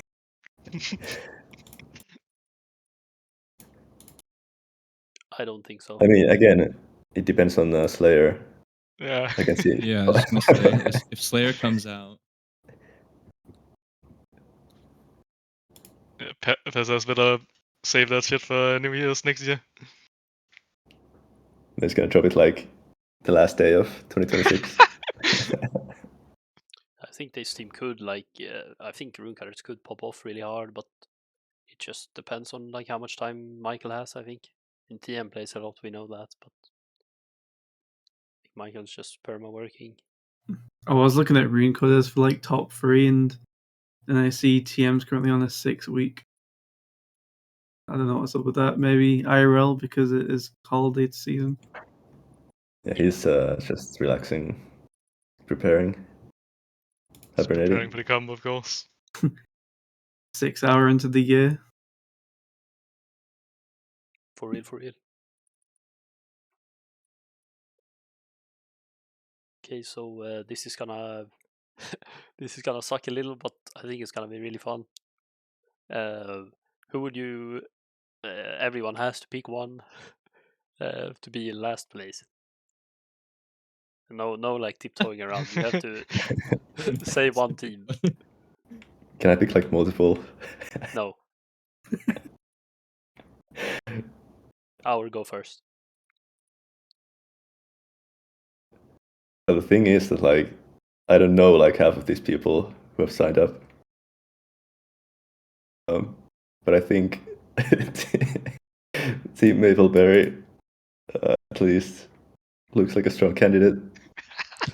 That's crazy. You are underrating Blackberry, bro. He's playing hours for real. I would not pick that team as the worst. Oh, is he the dark horse? Yeah, kind of. Yeah. I don't think they will be.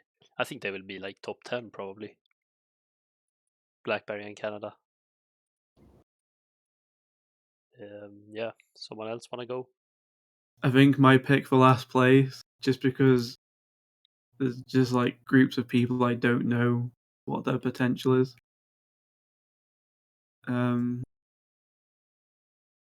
The army of two team seems to be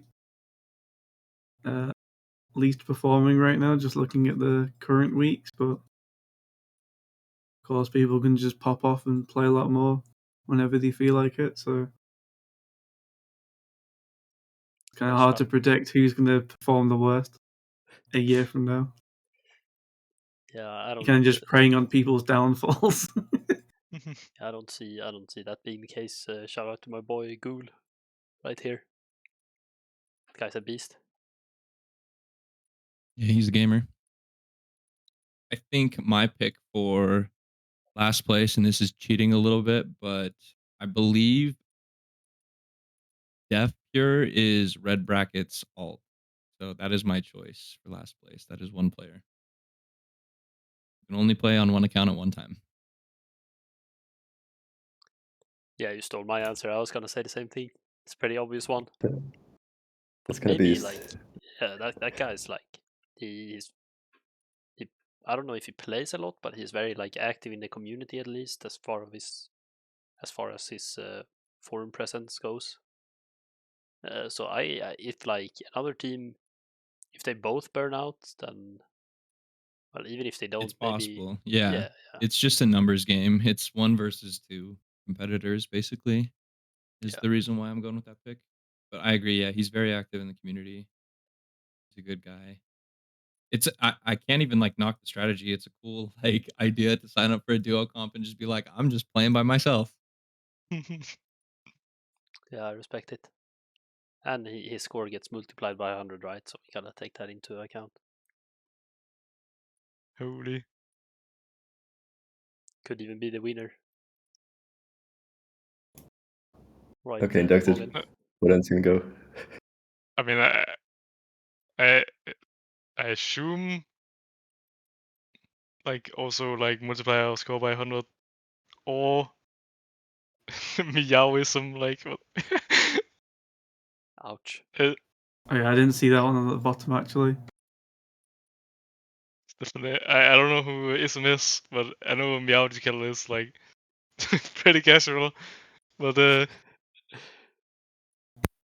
Yeah, I mean, but they are consistent though. Like they play from the start. Meowdical.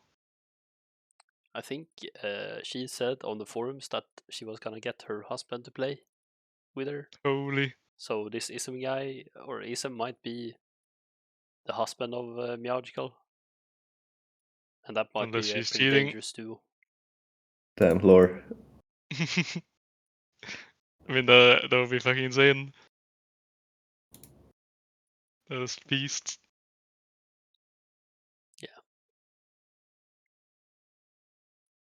Yeah, honestly, it could be anyone. I just picked the Mapleberry because of the 2 Soul logos on the sides. That's crazy. They play a lot for sure, and they get a lot of like free combat EHP from all the wars. You better not step into the wilderness after this podcast. There's going to just be a bounty on your head. Yeah, stick to blue rings. He won't. You won't find him in Wildy. Yeah.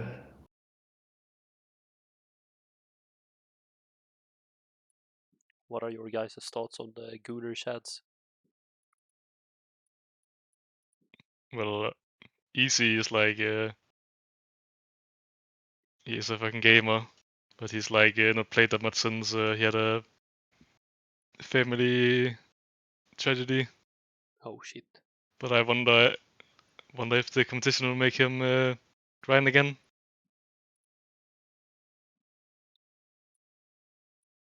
Yeah, I mean, I think Godric's just going to continue mining probably. Yes. Like Godric is going for ring 1 mining, so he's like definitely gonna get the HV, for sure. True. Yeah, I could see them going pretty hard actually. Yeah, I think that's it's a pretty good team. Also, shout out to Godric because he He just did another 6-hour attempt in mining. Okay, that's fucked up. Beast. Attempt. That's crazy. Well, he got number 2, so. But yeah, Was he close? not really, but he's above supposed 300k. to- Yeah, that's what I mean, bro. That's crazy. That's crazy for you to say. He's This was above supposed to be like 300k a though. wholesome, friendly competition. Hasn't even started yet. Yeah, It's Mogn crazy. already with a flame. For those who don't No, know, it's a flame. Mogn has the fucking- current record. It's fucking beast as fuck to go for 2 mining 6-hour sessions. That shit is rough. True, yeah.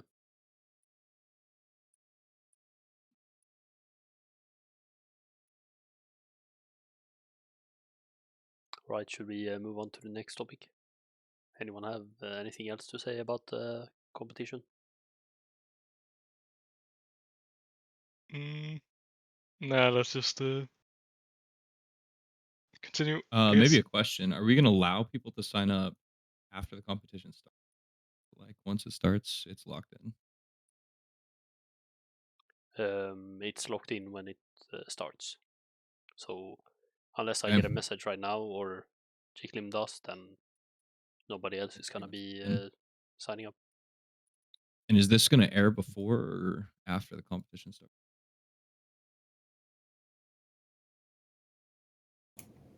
Surely after. Starts in like an hour. After, yeah. Well, I mean, I'm 6-hour logging now. But that's I mean that's Of 3.5 course. hours left. So Fucking beast. I I unfortunately did fucked up the 6 unfortunately. hour. Dude, I unfortunately misclicked the reload button on my browser. Oh, I also fucked up my 6-hour timer. oh, that could It's actually over. happen. That could definitely happen in a future comp. Yeah. The reload button that's cursed. I might have to remove Mental Warfare from my top 3. Damn. No. This is part of the team strategy. We have to sack other people's might have to relog real expectations. quick. I see. That's how the mental warfare works. Oh, the question is, when does a day start on the website? Is it GMT? There's a timer at the bottom. Oh yeah, so it's an hour Don't- ahead then. Don't get baited by that timer. Yeah. I don't know what Anders is smoking. Like, if you're listening, like you gotta lay off the hash. But yeah, it's one timer, 1 hour off, and I got baited by that already. The 6 hour Wait, went into. so it starts at It starts in 20. 3.5 hours, right? Yeah. Comp Yeah. does, yeah. Yeah. Oh But yeah. so it doesn't start at like 00 on the website, which is what you Yes. might expect. It starts at Jiklim's 00. So just go off my local time.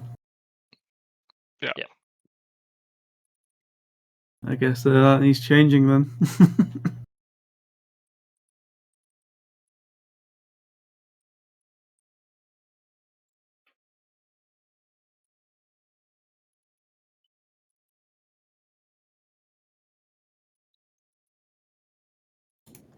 Thoughts on EHP in general?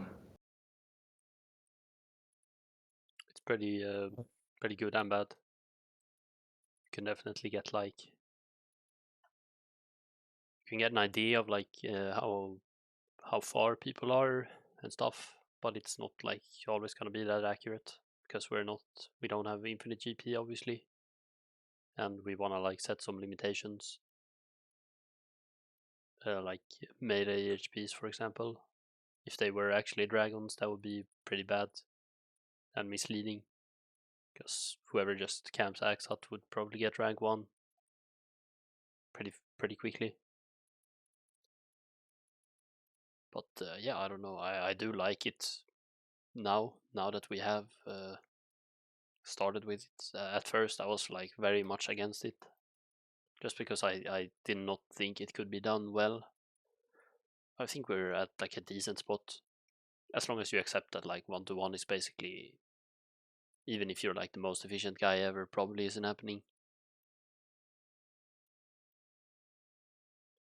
Well, I mean, it doesn't really happen in old school either, I guess, that anyone gets like 1-to-1 EHP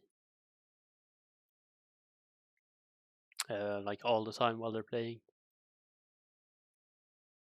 Yeah, I mean, I think there's definitely a decent amount of effort put into a lot of the raids, from especially from Autumn Elegy's friend Pasta, and Scotty also did a lot of calculations and stuff.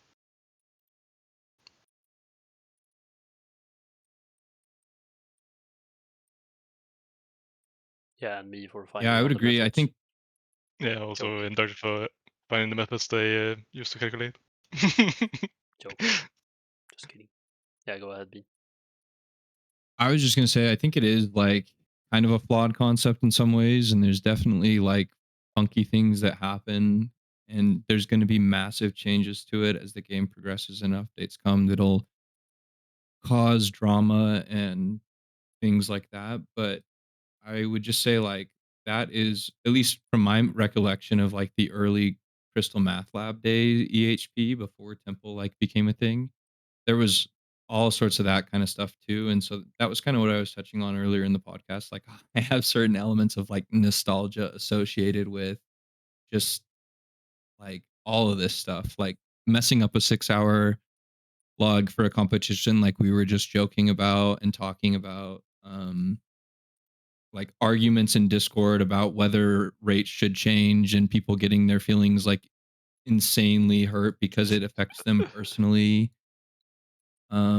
Just all those things. I think there's good and bad that comes with it, but and so I'm choosing to try and focus on the good and just be grateful for the fact that like I have an opportunity to kind of relive what was like a golden age in gaming for me when I was like kind of really committing to the like skilling arc of old school RuneScape and diving into the EH competitions and whatnot. And then I just feel like they're still hosting EHP competitions on Temple, but I can't imagine that they're like anything like what they were or like some of the core memories that I have of, like I've talked about before, Discord calls with teammates on, you know, like month-long competitions and things like that. Just because I feel like the competitive integrity of like the EHP scene over there has just got to be so corroded. So I think all in all, it's a good thing. Despite its flaws, I'm really happy that we've put in the effort to uh, to get it to the place where it is. And I would just want to express my gratitude too, because I'm too stupid to run those types of calculations, like we've been talking about with Scotty and Automelogy's good friend Pasta and the others who were involved.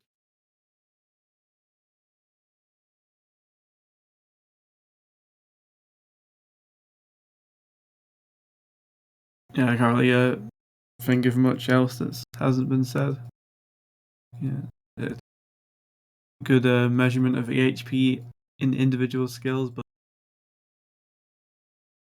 come up with something that's accurate that doesn't allow people to get like massively over EHP with stored XP. It's the best it can be at the moment, and once Slayer comes out, it'll improve slightly. And people won't be getting like free EHP essentially for just sat on their nuts for 10 minutes time. Yeah, me every day before bed, or in bed even. Me every day. I have been at Christmas dinners. I've been getting huge attack XP. But on the topic of EHP, I think we should tell people about the joining requirements for the Crandor clan induction. What do you think? Yeah, you can go ahead. So basically, up until, well, it'll be 2026 by the time this comes out. But in 2025, we had a total level or XP requirement. And we feel like EHP has gone to a point now where we're comfortable setting that as the standard for joining the clan. And it's a lot better than just allowing people to, do thieving from the start of their account and just easy access to the clan. Or like chase total levels and join in a couple of months. Whereas EHP makes it fair for everyone, and going forward, we'll have people get 1,000 EHP to join the clan. 1,000?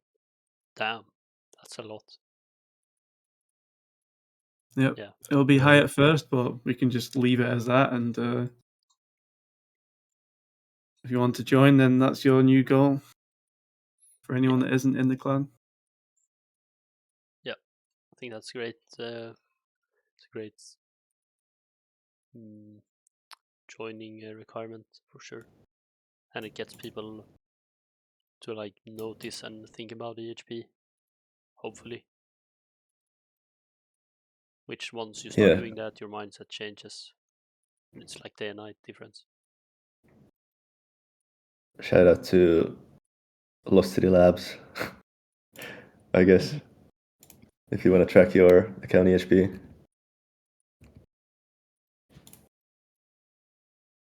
Yeah, shout out to Lostcitylabs and Pasta and Scotty, of course. Shout out to Mogn's friend. Yep. Yeah, shout out Anders. Shout out to the EHP council. True.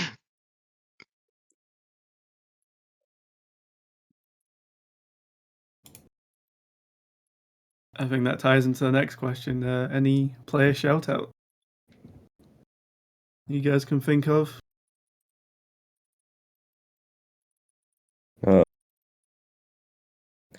Shout out to Rank 2 overall Dog and Demgainsio and Because Mom and Tris Corp. Yeah, shout out Because Mom. I had to block him today because he was sending me some like really questionable stuff in game.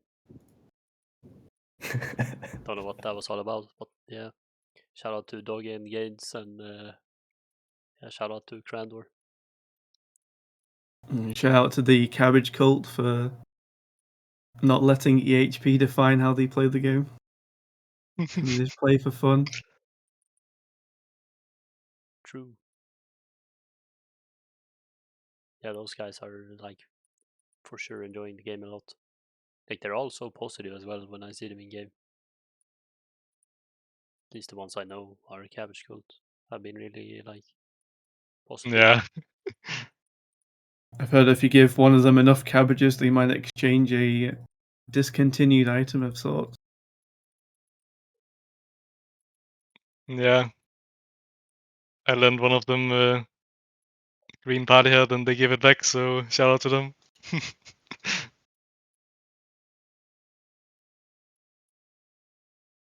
And shout out to Senheim because he's back.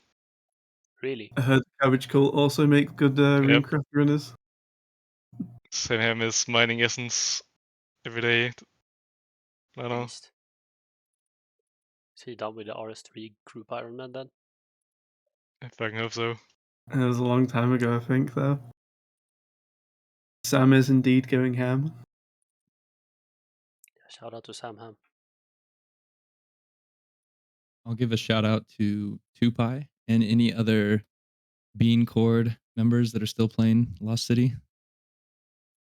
Bean Chord? Damn. Full of Mr. Bean enthusiasts. Bro was setting up a network, I see. Now his essence stack is starting to make sense.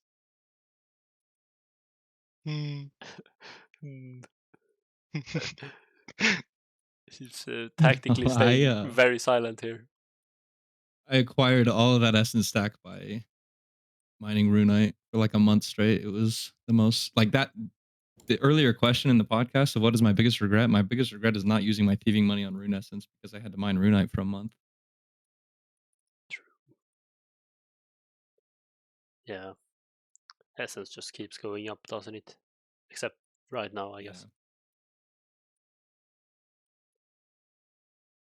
So I guess shout out Posca for letting me mine the rocks for a month. Shout out to all the people holding Essence at 200. Hold the line.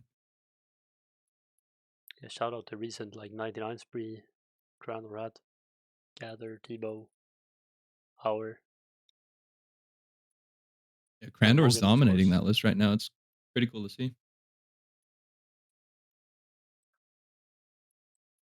A shout out to the devs.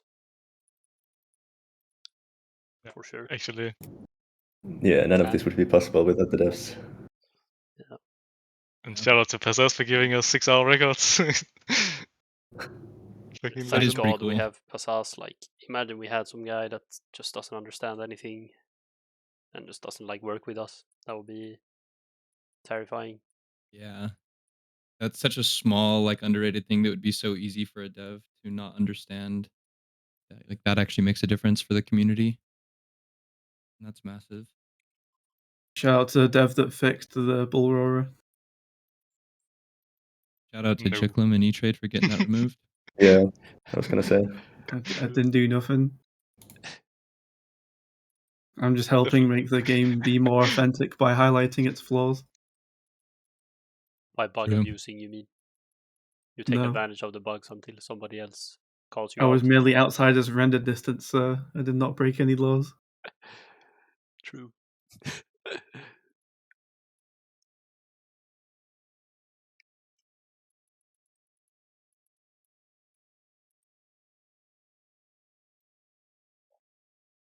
Alright, is that it then? Yeah, For episode surely. 1, Crandor podcast.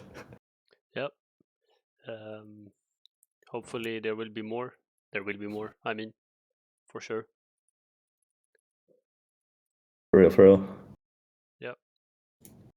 Thanks for listening. Well, do you think we'll like live stream them in the future? Yeah, maybe. That could be a We could thing. get some viewer questions. I'm very open to that. Great idea. As long as you don't mess up like the overlays and stuff live, that'd be awkward. Yeah, I probably messed up a lot during this already. First time And, recording. Okay, you got to start somewhere. Yeah. Yep. As long as you have the recording and it didn't get like. Oh no, I forgot to hit record, guys. Sorry. Can we just do all that again? Do it again. Yeah, don't even joke about that because then it like, if it actually happens now, you guys are gonna be really mad at me. Yeah, but do we call it here? Any last second shoutouts? I'm stopping the recording in 5 seconds. Shout out to my sandwich that I'm about to eat. I'm so hungry. Okay, see ya. Thanks for watching, guys.